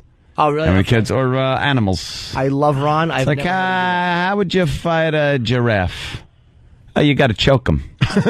Big neck. You can't punch him in the face. It's too high. So Ron's got his logic on how to beat things up. But we're talking about primordial dwarfs and, And they just keep coming like the Matrix 2. Yeah. So, whatever, dude. I didn't try to steal a Ron bit, so relax. Exactly. You'll hear about this all in my gymatorial. Yes. Give the gymatorial. What, Doug? I'm sorry, man. I had to free up the instant feedback there, Doug, because they're writing in like crazy, and I want to, get some Doug Stanhope instant feedback going here. So that's all right. I just didn't know if that was like one of the characteristics of these primordial dwarfs was they attack in droves. No, I think there's only someone who's reminding us there's only 80 in the world. So that's 80 in the world. So I guess unfortunately it would be a very, very short battle. An extremely short battle. That sucks to be them. They must 80. be worth money. Yeah, that's a collector's item. A lot of dough. Yeah, only Stuff 80. Like, if you could make them, like what was that book where they created freaks? Come on, it's a famous book. I shouldn't try to think at this hour. Gulliver's Travels. Oh no, never mind. Harry Potter. Creating Freaks. Frankenstein. Don't make fun of Harry Potter. Oh, I'm sorry, Jim. Don't make fun of Harry Potter. Jim's the message board people don't like when you make fun of Harry Potter. No, bunch of fruits. No. That's good reading, and if you make fun of him, you're jealous. Hey, Jason from Rye. Shut the book up their ass. Well, no, hold on. Before we get into Butters, but this is why I want to free up the instant feedback, because I know people keep close tabs on you, Doug. Jason from Rye, he writes, here you go, just ask Doug about his discovery of male urethra fingering. Oh, cock fingering. All right. Okay, don't even. Come on, let's go. What do you got? No fucking way. What do you got? Dude. Ow. Oh, Doug, what? You've never seen cock fingering? No. No. I gotta grab my cock now and squeeze it. Explain cock fingering. Oh, it's just a random porn I've come across. It's digits in the male urethra and objects. Come on, you've seen this stuff. Wait. No. Like little wrenches in his urethra. I could understand maybe like a pencil tip or something, but you're talking fingers in there? Oh, nothing. You never, come on. It hurts getting a little shampoo in there if you're jacking off with it. Yeah, no, I'm not, little I'm not, soap. I'm just saying it's. You have to take a leak and it's like, what happened? Wait, explain, Doug. Come on. I swear I haven't seen this stuff. The guy's referring to a bit that's like a 7-minute chunk of material that I'm not going to just bust into and like. Well, we don't, no, we don't need your bid. We just like talking to you. But I've used it as an example of like weird porn. It's in the whole child pornography vein where they go, child pornography is rampant on the internet, and like, why don't I ever see it? But I've seen cock fingering. Like if you go to my message board, there's a thread called the Tsunami of Poon, where people just post like the most horrible pornography they can find, and I've there's just stuff shoved down the cock hole. I've seen several times. I've seen it just wandering the internet, just clicking on links. I used to see a dominatrix, and she would, whatever, old toilet games. But she was talking about a doctor she used to see, and what he liked her to do was take a scalpel and put the scalpel in the tip of his cock and just hold it there and then yank it out. Like, not dig deep with it, but just put the blade in and go and yank the scalpel up. And she said the thrill for this doctor, because he knew it wouldn't permanently damage him, was that when he'd pee, like, for the next couple of days, he would feel it and remember that domination. Feel it. And was talking about it. Like, we've all, like, masturbated with shampoo and shit, and something happens where, like, a little gets in your pee hole. Like, it hurts. And then all of a sudden you have to take a leak, like, an hour or two later, and it burns, man. Stings. What is that about, by the way? I don't know. The inside of your fucking dick hole ain't meant for any fucking I don't know. Let's nothing. go to Dr. Sanjay Gupta on line 6.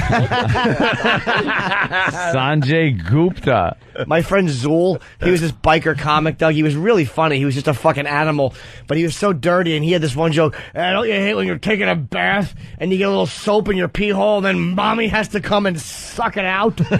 He was such a fucking savage on stage. By the way, Jason from Rye is apologizing to you, Doug. He didn't want you to launch into the bit. He's a big fan, but he just figured it was worth discussing. So what stuff have you seen this guy shoving his pee hole? It's not this guy. This is like a whole theme of It's just a thing. You've heard of docking, right? I mean, you've seen the guys with like the split cocks. They like pierced them so many times they've come in two. I've seen the split. I've seen the split cock. That I don't understand what's going on in your brain to do that. You slice it right down the middle. Yeah, I don't know. Show the split cock. What the hell is this? I'm sure everything is just a slippery path, you know. Hey, why don't you tickle my asshole a little? And the next thing you know, you're the goatsy guy. All right, look, we're looking at the mistresses use their restrained slave and forcibly insert things into his urethra. Oh, these mistresses are cruel bitches for sure. And what is she shoving in there? I don't know. Like a nail or something? It's a long metal thing. Just a thing. I'm getting woozy thinking about it. Dude, I don't understand. They do CBT, cock and ball torture. I don't get it. Like, there's guys that want their cock tortured. There are guys that lay down, and girls with high heels. Yeah, high just heels on, heel right the on the shit. testicle. Right on the testicle. Right on the nut. Not just the bag, right on the testicle? Oh, my God. And their dick and everything, and just stomp it. Sometimes if my dick is struggling, my girlfriend will slap the back of it a little bit like this, like, not really hard, but it just kind of jump starts it. Like, my dick's like, oh, all right. Yeah. All right, it's time to go here. Coked up. When you're coked up, that helps quite a bit, yeah. Yeah, a little roughnecking. Come on. And you've heard of the docking, right? I read it in a fetish book back in the day. It's like back in the day where you had to read to get pornography. No, there was like a remember that book, Ann? We used to read out of that back at AF back in the day. They had talked about all these weird fetishes like axialism, which is... Was that the armpit? Yeah, having sex with an armpit. I still remember some of these. And the one was docking, where you touch helmets, and the other guy is uncircumcised, and he takes his skin and... rolls it over yours, and then You're docked. You're docked. And We have space dock. You masturbate that way. I got a nice bit out of that. Yeah. Keep you warm. Yeah. I guess you just crank it from where they're like joined and hold it together and jack it that way and shoot into... whatever. I don't know. Hey, let's go to Jason in Minnesota. Jason, what's up? Hey guys, I used to be into that thing where I would stick things into my pee hole and masturbate with. It felt good. I had like a metal kind of rod I would do it with, and this was a couple years ago. And one day I couldn't find it, and I was looking around my bedroom for things that of the same size and orientation I could use. And I stumbled upon, like when you're horny, you're just looking for anything, No, I don't know. Yeah. I found the dripping of wax on the side of a candle. Like I had lit a candle, and wax had dripped down the side, and I broke it off, and I thought, wow, this is exactly what I need. So I was using that to jack He actually off said it too. He goes, wow, this is exactly what I need. Why am I speaking out loud? Go ahead. Dude, when you're younger and getting boners all the time and you just need to, get rid of the poison, you'll do just about anything. But I left my pee hole alone, man. All left Never to the fucking outside, touched that shit. right. Dude, if you said that's exactly what I need, you should have been looking at a psychotherapist. My brother kind of showed me how, when we were little, he kind of turned me on to it. But anyway, a piece of that candle wax broke off inside, and I couldn't get it out. And I guess it kind of warmed up inside my body and kind of melted. I just freaked out, and I had to go to the hospital and get it removed. How'd they remove it? They use like a rolling pin? No, it was an inpatient procedure. I was in for 2 days while it healed, and they 2 days. Did they cut it open? Yeah, they had to cut it open and scrape all the wax out. Now I got this neat little scar. What's the matter with you? Yeah, I don't get the pee hole thing. But you cut the malarkey already. Just fucking hollow out something and fuck it like the rest of us do. Yeah. No kidding. Thanks, Jason. Hey, Travis from Kansas. I've seen a video of a dildo in the pee hole. It's life-changing. A dildo? All right, now, see, Doug, now we're on to something you've got here. From cock fingering to cock fucking. And that's something I haven't even seen. Well, imagine that would be something. step. 2 guys, one is fucking the other guy's pee hole. How does it feel good? What's the biggest thing you could take in your pee hole before you say, hey, I'm tapping out? A whisker. Me personally? What's my record? I'm the old setup man. I set up the pins. The amazing, the most disturbing porno I've ever watched video was the Amazing Thai pee hole gangbang, where she actually has a speculum in her urethra, where guys bang her, and they get close-ups, so you see the difference. Get the fuck out of here! They're banging her piss hole. Bubbles. It's actually that's what I remember from the back of the box was the description of like how she blows cum bubbles from her bladder.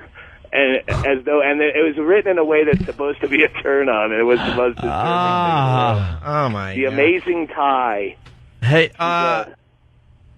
sorry. Go ahead, Doug. I interrupted. Oh no, I was just gonna tout her performance. She's got bowling pins in her and shit.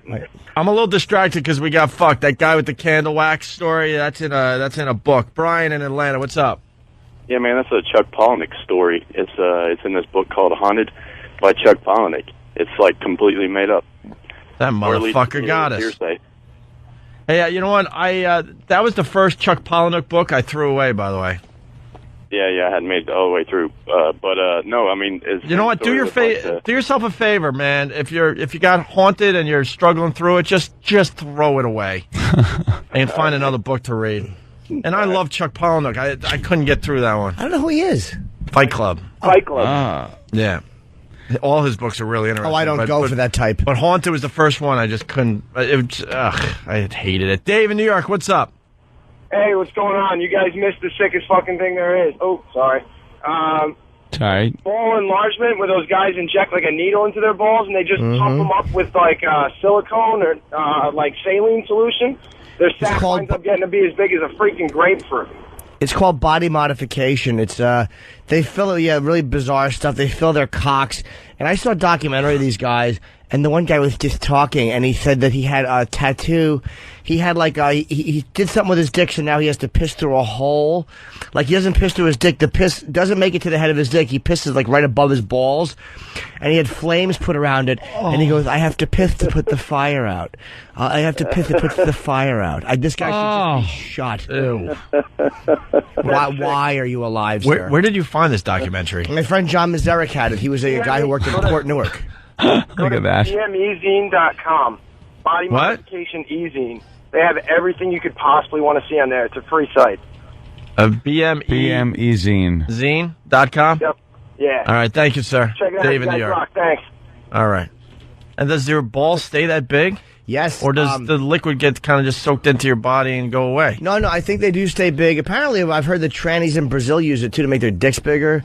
I've heard, people use it, on their bodies for all kinds of weird reasons to make their balls. Your dick and balls or just balls? I guess it depends on what you want to do with it. I've seen the documentary. He had this documentary because somebody at Port Newark that he knew did body modification.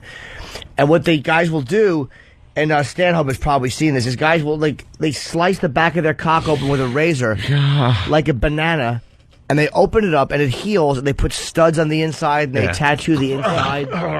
It's really fucking. It probably is uncomfortable. Hey, go to the world. I can't. Hold on, E-Rock, November 10th, 2006, world record attempts. What are we looking at here? What is this? What is the world record attempts from this BMEzine.com? What is this? Suspension. From his back? Yeah. This guy breaks record for most hooks in his back. Seen that. Okay, all right. Old hat. So, new record from Russia. What world record did Russia set?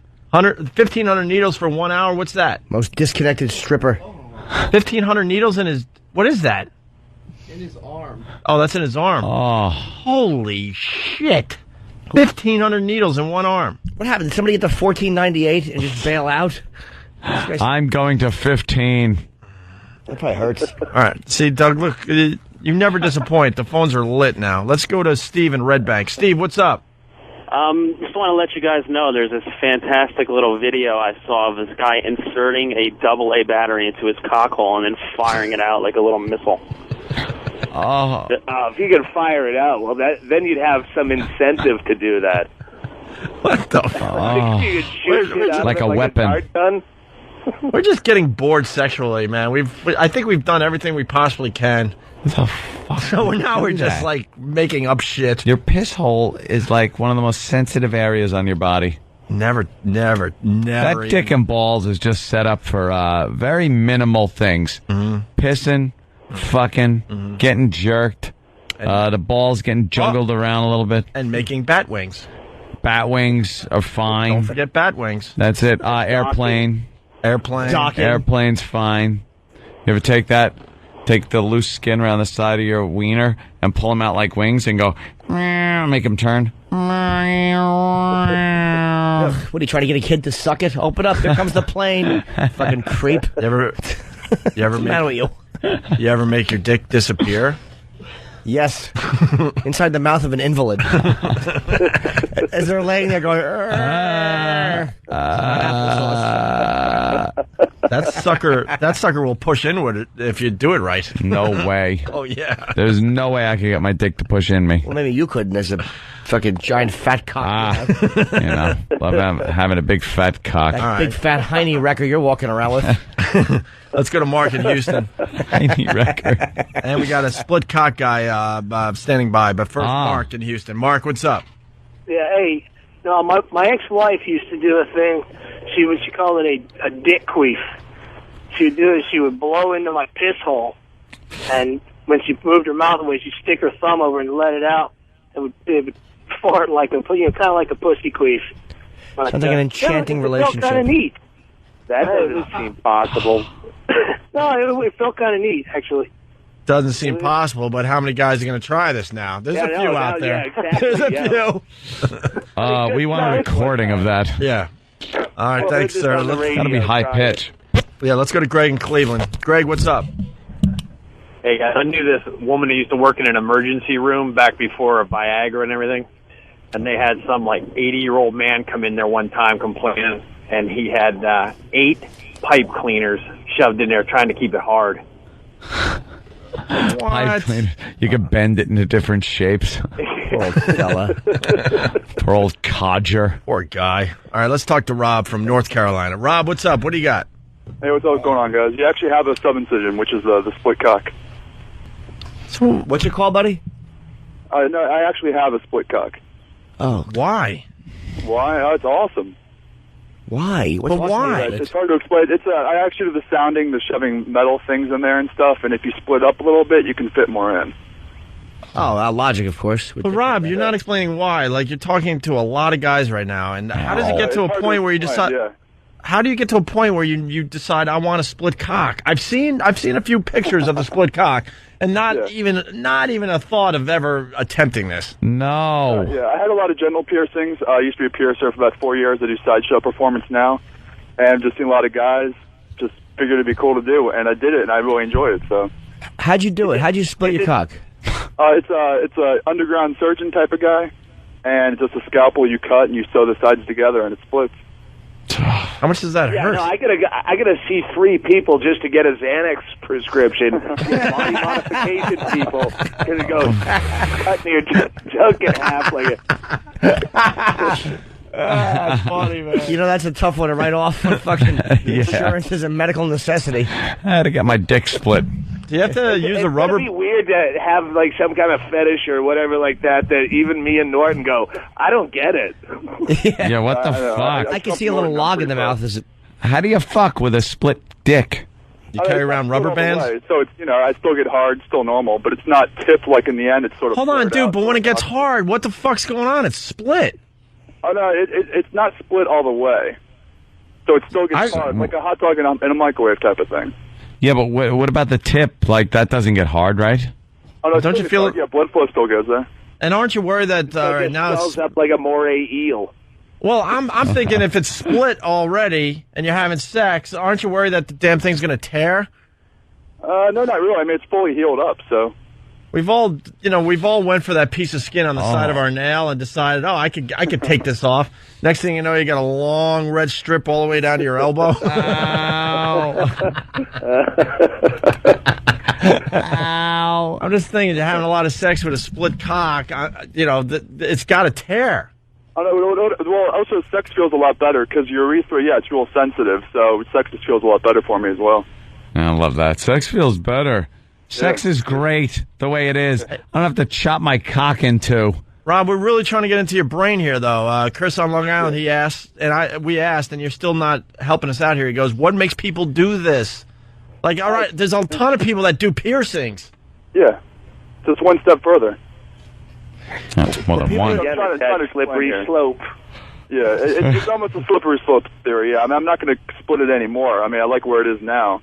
But it's just something different, and I really enjoyed it, so good thing. It's almost like cutting your dick off, or wanting to cut your dick off almost. Yeah, you have a vein. People who have it done, yeah. Dude, you have a vein in your dick, right? People are into that, too. And I'm not into that. Yes. Yeah, we did the amputee fetish on a show. It was hilarious. Wait, sir, let me ask you. This I don't get. You know how when you come and you piss, there's a hole, there's the urethra. How do you avoid splitting that? How do you not going to cut it like a straw? Oh, no, the urethra is split. So do you come like a blunderbuss? Well, no, I come. All right, so I guess I can be graphic XM. So, girl gives me pleasure with her mouth. You could say whatever you want. She gives you a fucking blowjob. Exactly. Give me a fucking blowjob. I come on the chin. She doesn't have to swallow. It just hits her face automatically. Because the actual hole is near the base, near the balls. Somewhat. So it actually. The hole? So you did it to be a gentleman. Hello. Yeah, I did it to be a jackass. A gentleman.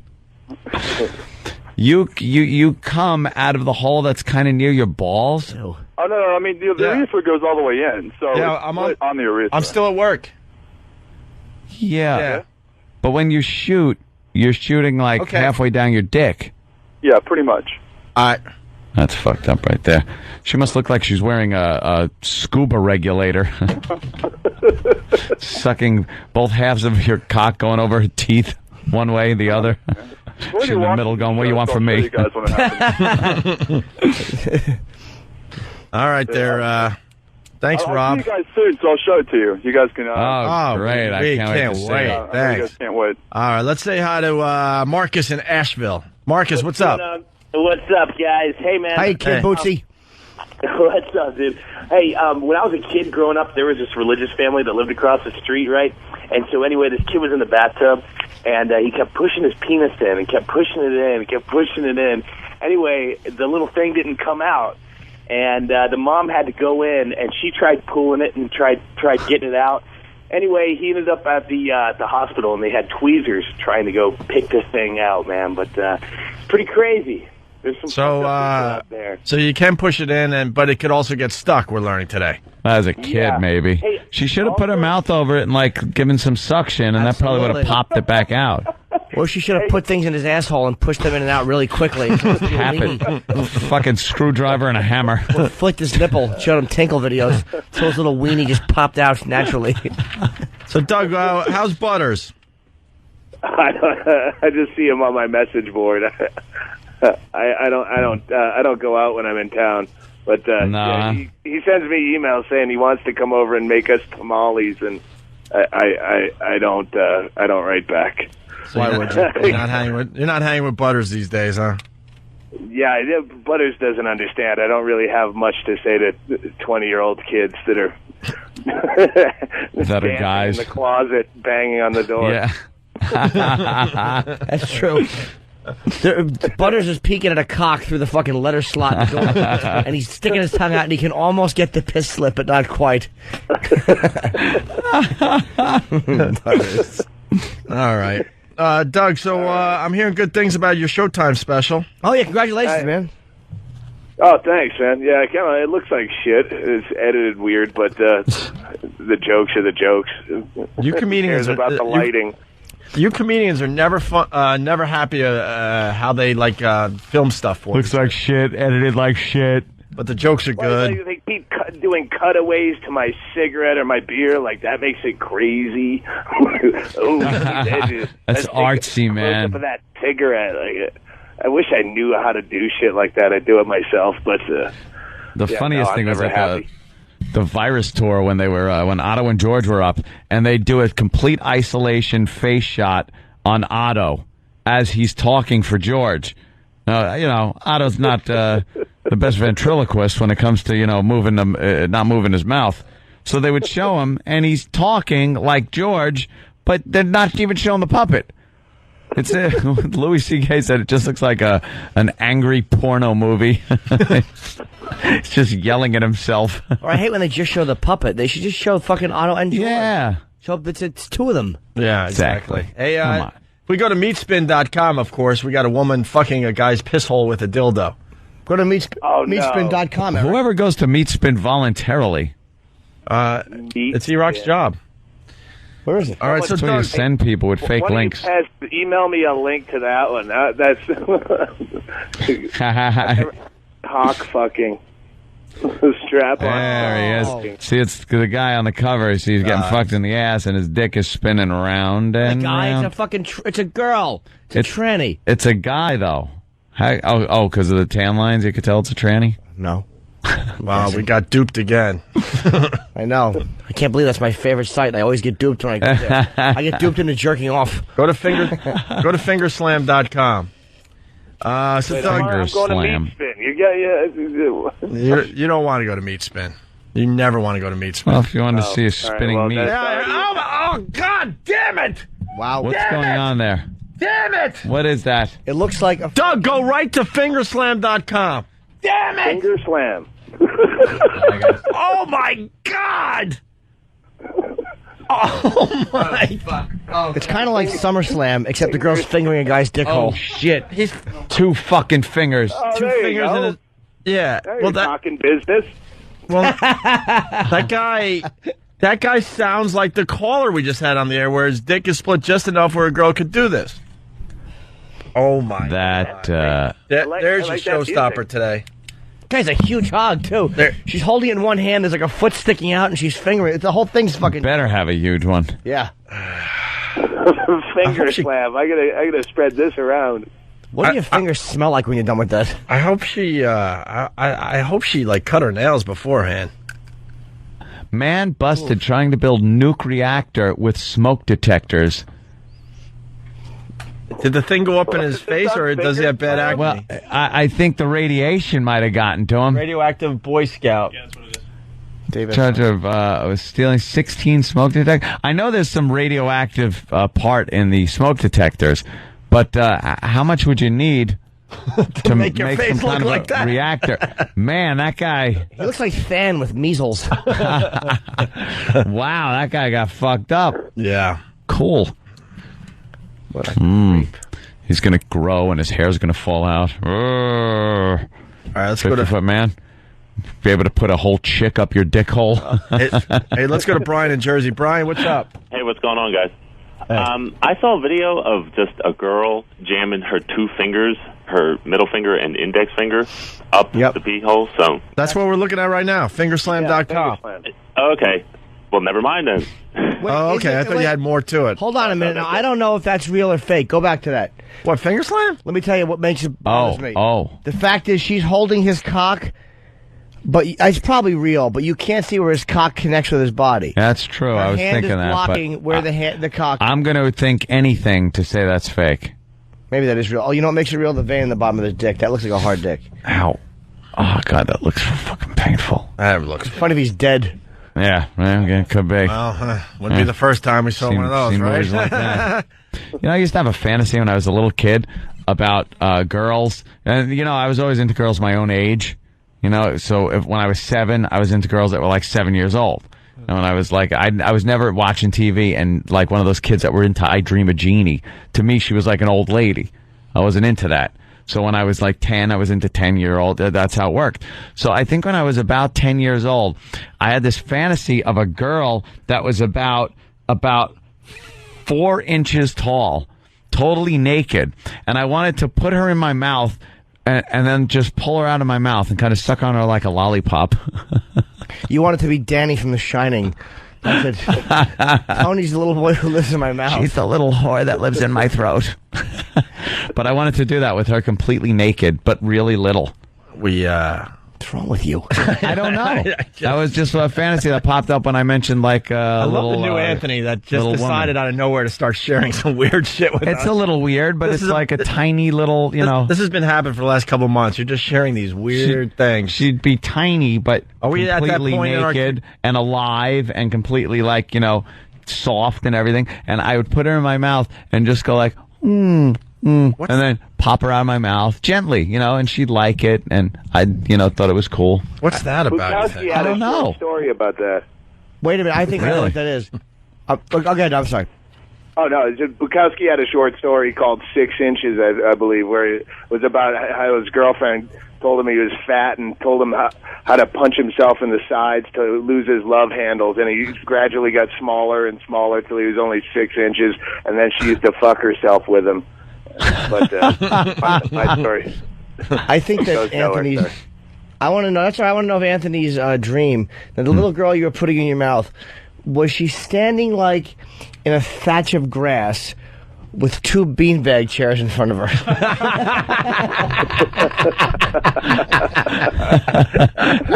No. It was a girl, not a weenie.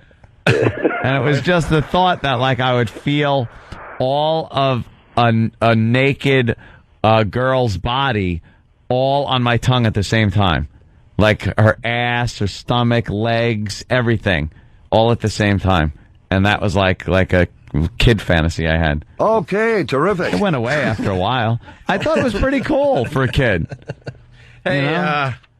I thought it was pretty cool for a kid, little fantasy.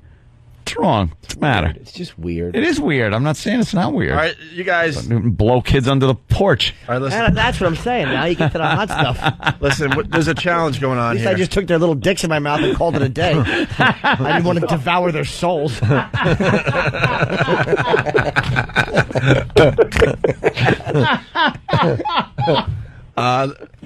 The listeners are challenging us because they saw Finger Slam. They're like, fuck that. Go to swollentip.com. No, not swollentip.com. Doug, are you playing along at home?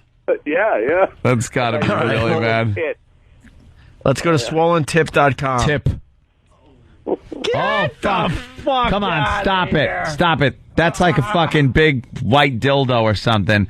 And it is being crammed in the guy's dick hole. Oh. Is that this real? Was the first one I saw, yeah.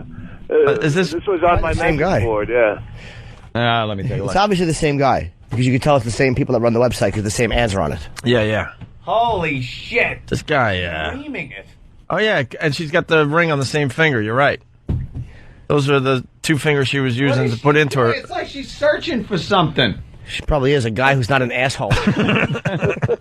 She's trying to fish into her engagement ring out of the drain.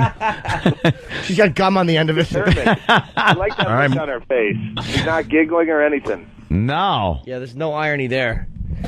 Oh, all right, here's a... Wow, that's nasty. How about discharge.org? Yeah. Go. Discharge.org. Come on, E-Rock. Stop running around fucking looking for gay porn for your That isn't a military site? We'll soon find out. Discharge.org is on the way here. E-Rock is so slow. He's so slow with these. And all our listeners get to it first. I thought he was there when I said E-Rock. Come on, E. Where were you, E-Rock? Fibromyalgia, yeast What are you getting? infection. He was getting water. You got it? Water because he gets all nervous. You got it? Because E-Rock had to get water, even though he knew we were like kind of there's surfing nothing here. This is like a medical site. All right. I had to get water.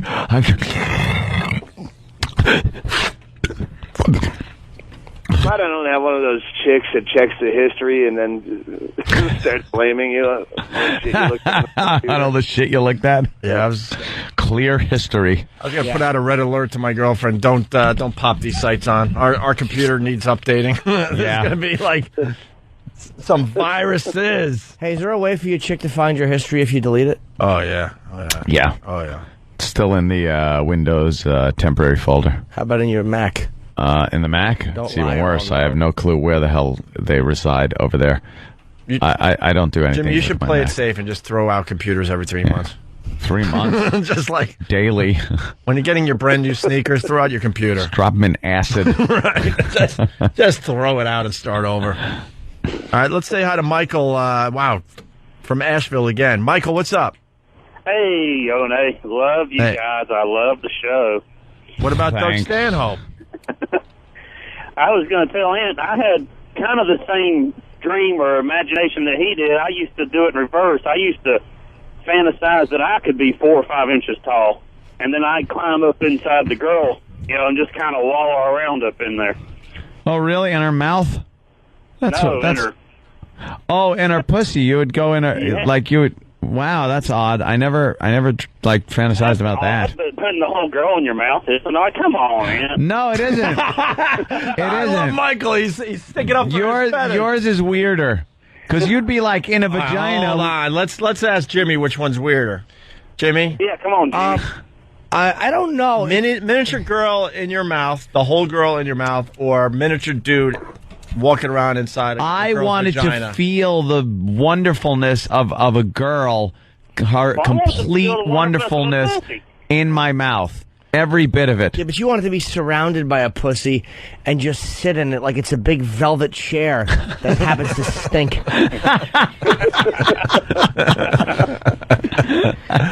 He wants to lounge in a pussy. Oh, God, look at this video. Holy shit. I'm punching out. This guy is getting kicked in the balls. So get ready. You ready? Go to I'm ready. mangems.com. MANGEMS.com. This fucking guy Holy is getting shit. kicked and elbowed over, not elbowed, Kneed, sorry, over and over again in the and balls. these are not being pulled. Well, the kicks, they're not being pulled. Oh, we are fucking up the 92.3 K-Rock computers today. Good luck getting all these viruses out. Wow. There you go, man. I love that all of these are on a loop, so it looks like there's no closure. Yeah. It never ends. It's like hell. That's what hell would be like.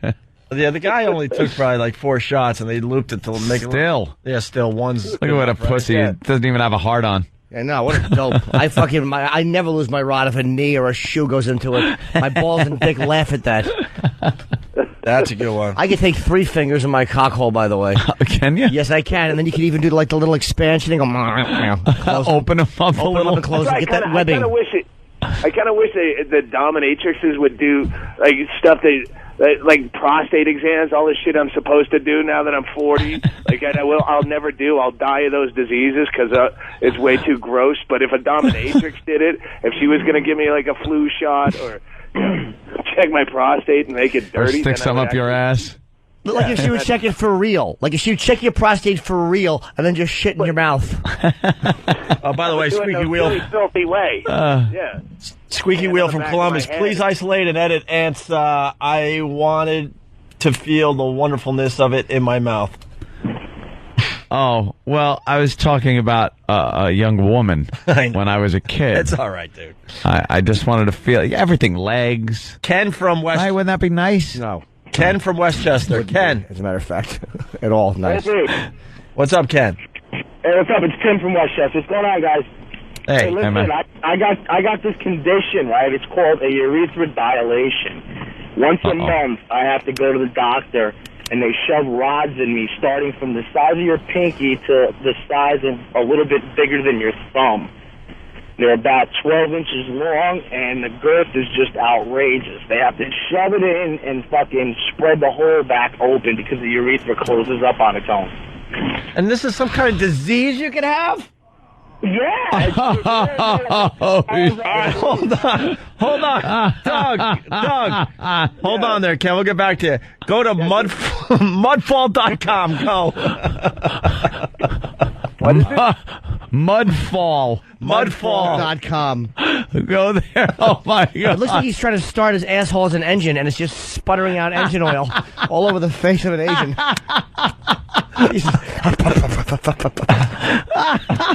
Looks like a fucking Harrier hovering. You there? That is horrible. Doug, you there? Yeah, I get it.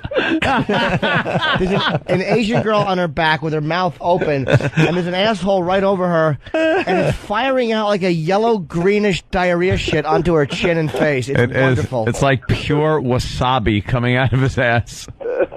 Oh. All right, are we going to move on to the next one? Damn, man. All right, you ready, E-Rock? You got to be quick on this Stop one. lounging be like quick, you're E-Rock. enjoying this. Ken, hold on. quick. We're going to get back to you because I've never heard of this condition before. But hold on one sec. All right. Go to... Ready, E-Rock? Let's see how fast you can type. TheShithole.com. Right, watch it go to... It just fucking boom and XM pops up. All right, and then... what's that? And scroll down. Once you recover... Uh-oh. Go to the mega shit bath extravaganza. Wow. That's a nice one. Holy Jesus. Oh my God. It's just people shitting on people and smearing it. Keep going. That doesn't look like shit. This is what you hate is those the Asian girls always smile when they do this. Like, they smile. They have Keep this going. big wide smile. Keep going. Keep going. I mean, Amber. If you don't get to a trailer, Eric, I'm going to cry. Just keep going. Keep going. Yeah, I want to see a movie. Oh my God. A scat princess is holding a fucking mouthful of Keep going. Keep going. Nude. Oh my God, look at this. Oh. Keep going. No, don't. Well, he's opening a movie. We got to see the movie. Yeah, but look at Scat Race Queen Part 2. Go. Oh my God. Oh, no. Oh, get the fuck out of here. It's being shit, this green stuff, like pea soup into a bowl. Go all the way down. I want to see all the pictures before we decide which one to pop on. And then it goes into someone's face, the bowl. Going. Keep going. That is disgusting. Who is into this shit fucking... Oh, my God. She is covered in shit. Duty hat. It's a duty hat video, for real. Who the hell is into this? Keep going. Holy shit, is this funny. Like, is anyone into this sexually, or do they just watch it to laugh? Because it is funny. Milky wet scat dreams. There's someone laying there getting some milky wet scat shot on them. Wow, as per the title. Keep going. This is the comic relief porn that I jerk off to, that I look at after I jerked off to something that's really sick that I'm into. Then I this has nothing. Go, someone's into it. Has nothing to do with sexy. All right. No. That is. No. You don't like the shithead? I want to see her tip that to be polite. Good day to you, too. No one makes the shithead so fucking funny is the height of the shit. Oh, it's just massive. Her head is way down. Massive amount. Her head is way down. But the biggest logs ever, by the way. Yeah. Hold on. Yes. I've just heard about this site. Oh, okay. Oh, boy. You need a pen, Jimmy? Yeah. There you go. Jimmy's going to write it down. Jot it down. Jot it down. Oh, I think we're going to get a little video action here any second now. I see it downloading. K-Rock's going to kick us out of the studio soon. Oh, they are? Oh, you got to think. This can't be good for the computers. It's funny.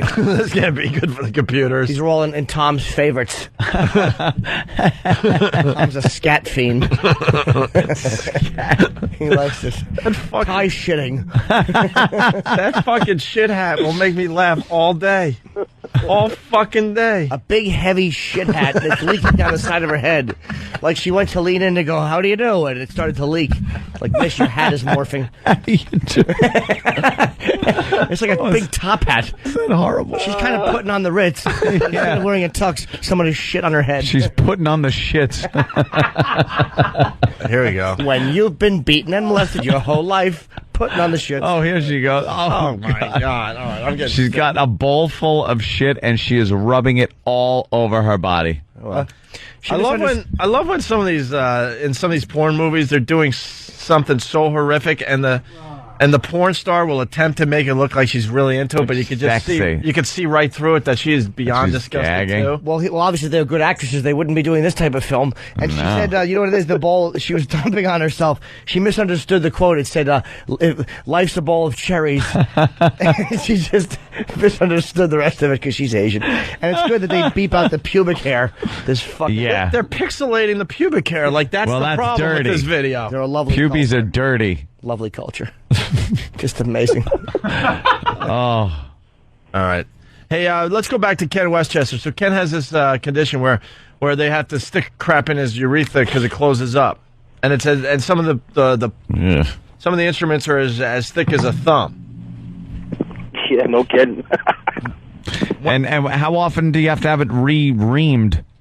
Well, let's put it this way. When it first happened to me, I had to go every week for 6 months to have this done. It's 9 rods. One starts as the size of your pinky, the width I'm talking. Right. They kind of stretch it. Yeah, they stick it in and they like fucking twist it to stretch it back open because the tissue on the head scars back down. So now they got me to a month. What was the name of the condition? It's called urethra dilation. Now, I was doing research on it on the internet so I can show people what the fuck I go through, because everybody says to me, "Oh, it can't be that bad." And the only documentation on the internet is like doctors' pictures and books rather of drawings, and they just show like a little stick inside the dick hole, which is fucking, ponderous compared to what they do to me. It's crazy, guys. Dude, how'd you know there was a problem? Like you would try to piss and your dick would blow up like a balloon? You want to get into it, I'll get into it. I'll try to be as quick as possible. One morning after a long night of drinking, I woke up, dude, could not fucking piss. I fucking looked down, I'm weary-headed, I got a hangover. My hole is gone. Just gone. Not there no more, just gone. Wow, it's like your piss hole was gone. It was over? Yeah, it was like somebody fucking turned it off. It was gone. I guess, it's kind of like when you had an earring and you decided the earring wasn't cool anymore, so you took it out. And then, the earring comes back. It's cool again. So you're like, you know what? I have an earring hole. I'm going to fucking put my earring back in. And then you realize that earring hole's gone. And you got to poke it through. Your piss hole disappeared. I swear to God, this is no shit. I mean, I went to the emergency room. Mind you, I was drinking all night, so my bladder feels like it's going to explode. So they take me in right away to the emergency room, and it was the most embarrassing thing in my life. I got 2 nurses and a fucking doctor who looked like an intern trying to fucking use a scalpel to reopen the hole.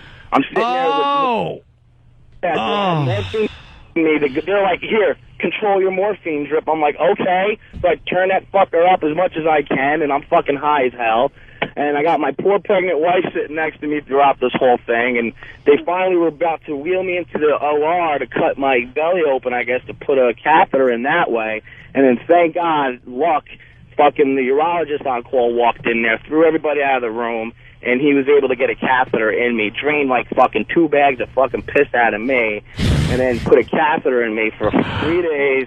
I went to his office. He did the procedure for the first time. And let me tell you, I cleared out his waiting room because I was fucking screaming so loud. Wow. Oh, man. Dude, it's horrendous, man. I mean, if they don't know what causes it, it just happens. It happens mostly in older gentlemen, let's say, that maybe go through it once a year just to make sure everything is okay. You know, I'm 33 years old. No, I'm 32 years old. This happened to me when I was 28, 29. There's no drug in the world that could prevent you from screaming on that thing. No, dude. Well, I mean, they know, oh, here, take a couple of Vicodin before you come in. You know, that'll help. And they inject lidocaine in to numb it up, which it works for the first 2 rods, and then that's it, forget it. As long as I've been doing it, you know, it's over 2 years now. You'd think I'd be used to it. You ain't getting used to it, no matter fucking what. Will it heal eventually? They say that it can be cured with surgery. I guess they stitch it open somehow, but this doctor's saying to me that, well, you're a young guy. If we fuck it up and it don't work, then you're going to have to come here every fucking week for the rest of your life. I'd rather wait. And I'm thinking, how much longer do you want to wait, dude? It's been like 2 years. It was 2 years in May. How much fucking longer do you want to wait? Because this is starting to get, out of hand. Just have them implant a straw or something in there. Like one of the ones where you could bend the neck. Bendable straw. Bendable straws. How comfortable you think that would feel, guys? I mean, better than what you're going through. Never offer at this point, but I mean that can't be comfortable. I don't think. Too bad that's like you would have won the what the hell is that competition? Oh hell yeah! That's a biggie. Disappearing right there. piss hole. Disappearing piss hole beats everything. Magic. Tell me that. I'll come in there with a fucking rod tomorrow and shove it in. Okay. Give you $1. How much rod can you take at this point? Look, these things I'm telling you, I have pictures of them. I'll fucking email them to Travis or whoever. I have pictures of rods. I'm telling you, they're 12 inches long, and the longest one, the girth, I'm telling you, it's wider than your thumb. Look at your thumb and just think of it round, totally round. And he jams them in like all the fucking way. I mean, it's like it's got to be touching my bladder at this point. No. Man, that's not real. It's not comfortable. I was gonna come in for a while because they had me doing it every week, and then they were like, "Well, come back every 2 weeks." But here's an at-home kit you can use, and I'm like, "What?" They're like, "Oh, do it every 2 days." I'm like, "Okay." So they give me this little plastic one. It's probably about 4 or 5 inches long, and it starts off from skinny, and it gets to be probably about the width of your index finger, maybe. And my wife was doing it to me because I can't fucking do it myself. See, again, this is a perfect place for dominatrix healthcare. Good luck to you. It would be way better if some chick in a latex skirt was making you eat her ass while I'm going to jam this down your cockle if you don't eat my ass good. It'd be better. I didn't think it was going to be good enough for the what the hell is that contest. Doug he's onto something here. Dominatrix healthcare. I like it. Make those freaky things a little easier. At the very least, it should be the name of a punk band or something. Really? You should write a fucking book. All right, Ken, thank you. We're looking at the video right now of the bald guy ramming his head into the vagina. It looks like Bob Kelly attacking an ice cream cake. That is so fake, dude. Yeah, that's fake. No, it's real, I swear. All right, Doug, we're going to go. Hey, thanks for having me. Wait, let's get the plugs in. So you got the new DVD. It's your Showtime special that aired on Friday. It's going to be available, next week? Yeah, it comes out actually, I guess, tomorrow. So, tomorrow. Yeah, DougStanhope.com. Okay. You can pre-order it there. It's on Amazon, but I make more money if you buy it off my site. Yeah, sure. Our listeners liked your special, so they liked it a lot. Well, thanks. Thanks for having me on. I'll get back east soon. Doug, I'm distracted because we're looking at the pounder. Yeah, I know. Is that guy hitting his dick with a hammer? Well, what's this red shit at the base of his penis? That makes it look like this is so fake. He's tied off. He's tied off his dick to keep it hard? I don't know, but every time We're looking at, Doug, go to thepounder.com and help us out with this one. Not to be confused with the Punisher. The pounder. We lost Chris. Is that real, though? Yes, Stan. Well, maybe he's intentionally putting it to sleep, like you fall on your arm and you can't feel it. Oh, so you kind of tie it off so the nerves don't get the blood and It's like a cock ring, so you just keep it hard. Yeah. Show off. Why is he's a show off. Press family. He's tenderizing his penis. Let me tell you something. It doesn't even look like he's pounding it too hard. That's He's not kinda a full swing. He's not trying to ring the tapping. bell at the carnival with that hammer swing. No. He's kind of tapping it. We could all take a hammer tap like that. Yeah. If it's done right. Yeah, none of us are cringing. It's not like they're kicking the ball. Nah. I can gingerly maul my cock with a mallet, but nothing too crazy. No. Like ginger I wouldn't mauling. even try that. I mean... All right, let's let Doug go. So we'll all pick up that DVD, Doug. It's getting good reviews from our listeners, that's for sure. What's it called? Thank you very much. It's called No Refund. Thank you very much. No refunds. No refunds. I got to piss. Yeah, well, we all have to piss is what it comes down to. I'll talk to you guys soon. All right, Doug. Thank you, Doug. All right, The great Doug Stanhope, everyone. I want to do a gig with Doug. I haven't seen him in a while. Absolutely. Funny comedian, man. He's hilarious. All right, just take a break. Hey, this is Doug Stanhope, and you're listening to me ramble on and on and on and fuck up a liner. It's the Opie and Anthony Show.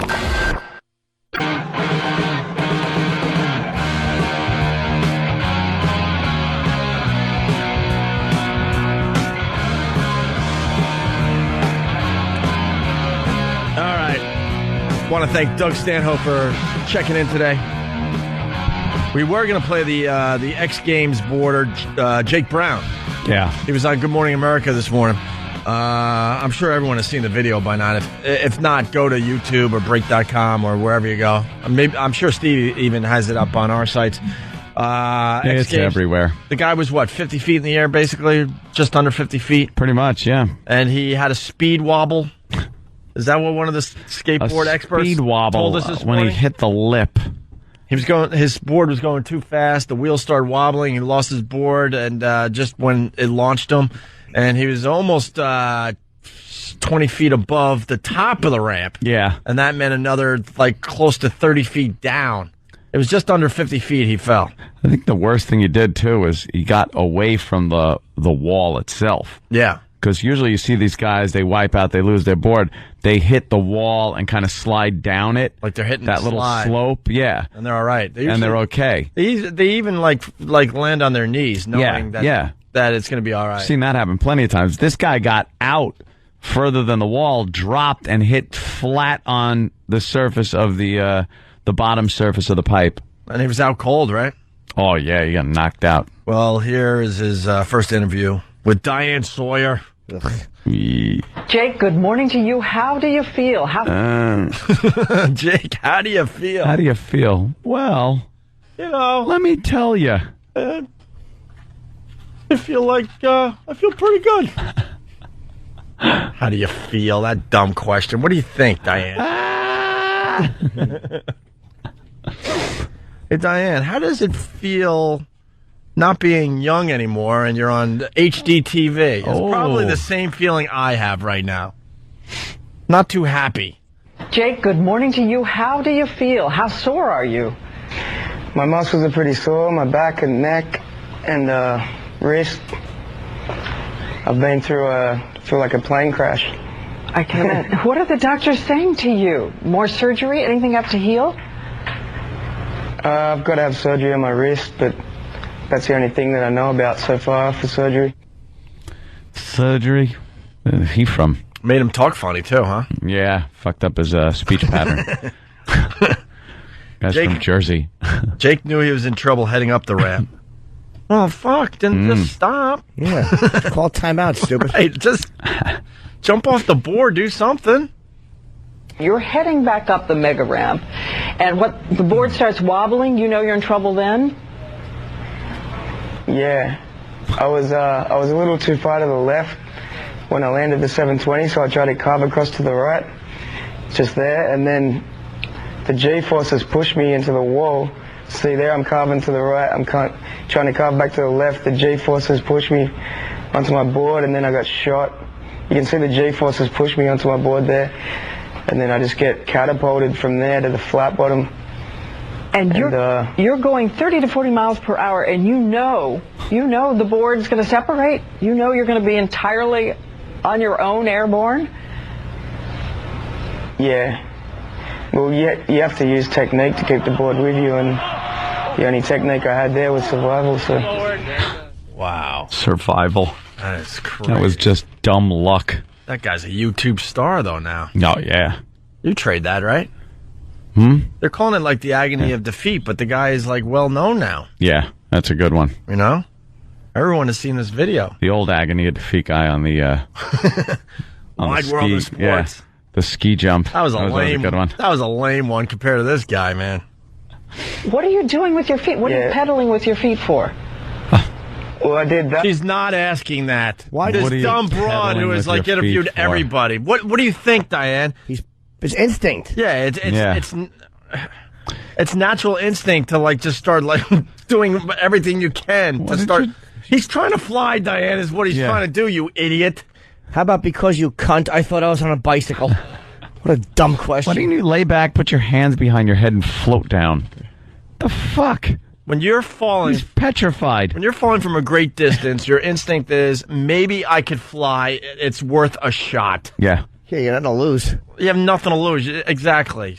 God, she's such a dope. What happened there? He called her, he said, why do you fuzz your lens, bitch? And they cut him off. Where is it? That so I could keep my head above water. Oh, okay, here it is. Just got fucked up. Let me start over here. What are you doing with your feet? What are you pedaling with your feet for? Well, I did that so I could keep my head above water, so my head would be above my legs, just to keep my balance in the air. And then I made the decision to turn around backwards before I hit the ground, so I would didn't go face first into the ramp, you know. So you're actually planning the fall, as you can see, which is to hit your feet first, then go down on your bottom and your head last. That's what you're planning? You're going through all this in your mind? Yeah.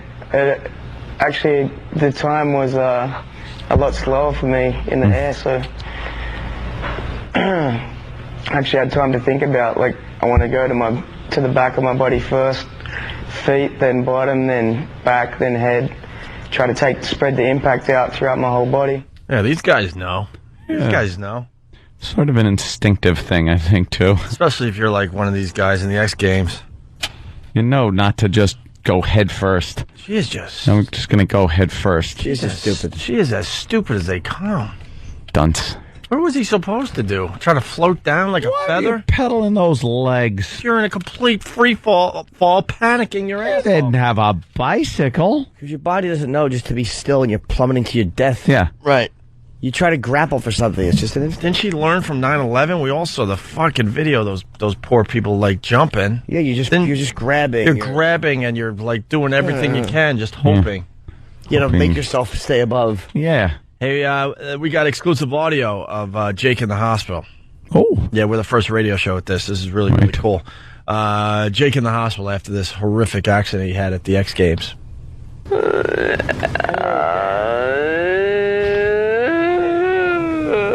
Stop whining. He got better. Can you say hi, Dad? Can you say hi? All right, killer.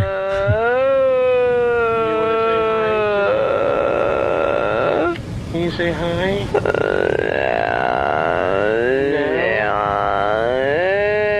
She's kind of talking. Yeah. Is something hurting you?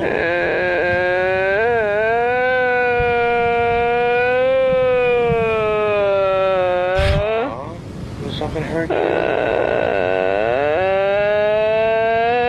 Does something hurt? Oh my God, she's trying to talk. We killed this one? Yep, it's amazing. Oh, my God. Stop the audio. What the fuck? She's frozen in that body going, listen, motherfucker, I'm trying my best, but I'm in here. I'm in here. Do you hear me? This is what she thinks she's saying, by the way. Yeah. We're here, but in her brain, she's like, I'm here. Why aren't you paying it? Why aren't you doing anything? Shut my mouth. What a fucking scumbag that ex-husband is. Because her parents wanted her alive. Yeah. What a fucking scumbag.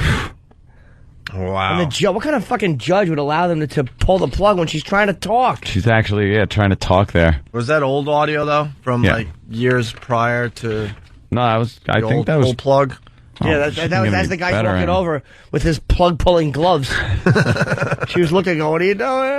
No, don't do that. I need that. But then again, your father was asking her a question that she was going, it sounds like hi. He could have easily have said, what's your favorite program? He was leading her. Quick, do that creaking door impression I taught you. Quick, yawn. Name a vowel. All right. We done good today. Unfortunately, we didn't do one thing today. We did. But we don't have to hit everything on. Had fun. We had fun. That's all I know. We didn't do this stuff. Ring, ring, a ling, lang, lang. Ring, ring, a ling, ring, ring. Ring, ding a ding, ring, ding a ding. Ring, ding a ding, ring, ding a ding. On the Opie and Anthony Show. I think that promo itself is a great ringtone. Yeah, so I guess officially we have done it because someone will now use that as their ringtone. Yep. What do you got, Sam? Oh, Sam. What? Songs from those websites. Oh, really? Yeah. And the names of the websites? Mm-hmm. Okay, remember mangems.com when Doug Stanhope was on the old show? Yeah. Kicking the balls. See, I guess we got to explain, what do they do? We're not allowed to put sound on the air anymore? From the computer? Yeah. Why? CBS has this ruling now that you can't stream any audio live from the internet. It's got to be recorded, edited. What does CBS have to do with this? It's the fucking XM side. Same board, though. Same board, so they disconnected all my wiring here. Yeah, so because someone brought to our attention that these disgusting porn sites, these over-the-top porn sites, have really funny music, which makes it even that much better. So we were checking out mangems.com before, where the girls in their little Catholic schoolgirl skirts are just kicking and kneeing this guy in the balls over and over again. This is the song that's playing.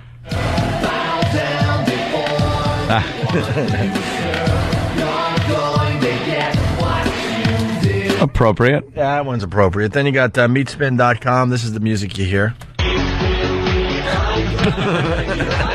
The guy's cock is spinning around. Meat spin. Everyone's favorite phony link. And then go here. It'll show you how to fix your computer. Meat spin. Here's the song from the Pounder. Hammer time. Hammer time. Hammer time. Fucking guy's got a sense of humor on the website. Hammer time. And then song from fingerslam.com.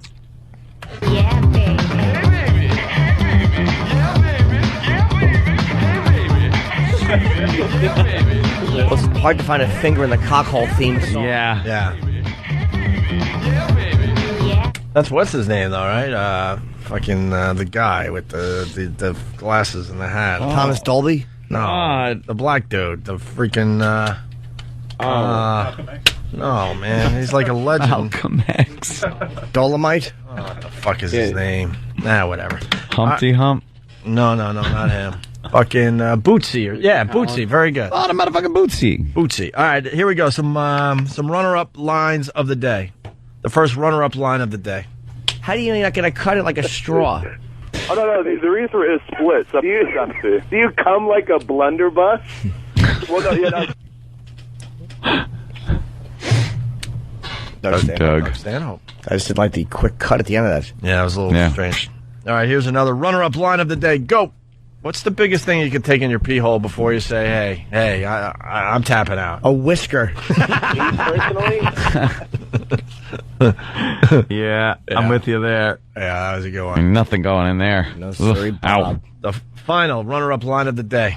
You know, Mary, you're beautiful. Just because you're a primordial dwarf doesn't mean I want to take you out with an organ grinder and a leash and a cup.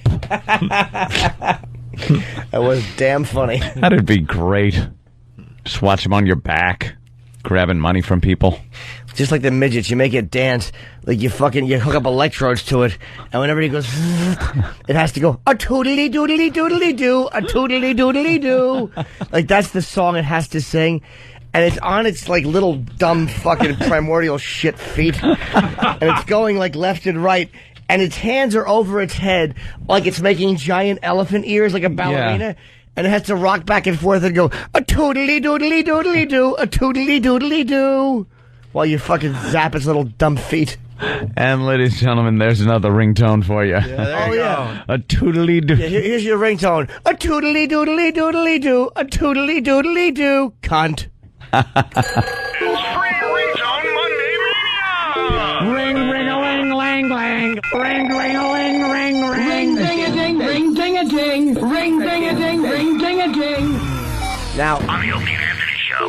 here's some ringtone ideas. If you possibly have, this is ones you don't put on your own phone, but if you fucking have access to your girlfriend's phone, why not put some racist ringtones on? Ah. Jew calling, Jew calling, Jew calling, Jew calling. Pick up the phone, it might be a jigaboo. Pick up the phone, it might be a jigaboo. Chink alert, chink alert, chink alert. Racist ringtones. Drunk Irish fat bitch, drunk Irish fat bitch. Guinea on the line, Guinea on the line. There's a theme to your ringtone. Yes, racist ringtones, but you don't put them on your own phone. Yeah. Who else? Obviously, What put them are on the someone races we else's. missed? The Puerto Ricans. Puerto Rican. Spick alert, spick alert, spick alert. Spick alert, ring ding ding, spick alert. What else is there? That covers the It does get everyone? yeah, The main ones, anyway. the main food groups. Yeah. Basic food groups of racism. All right, let's get out of here. Here's your line of the day. Here. Comes line of the day, line of the day, line of the day.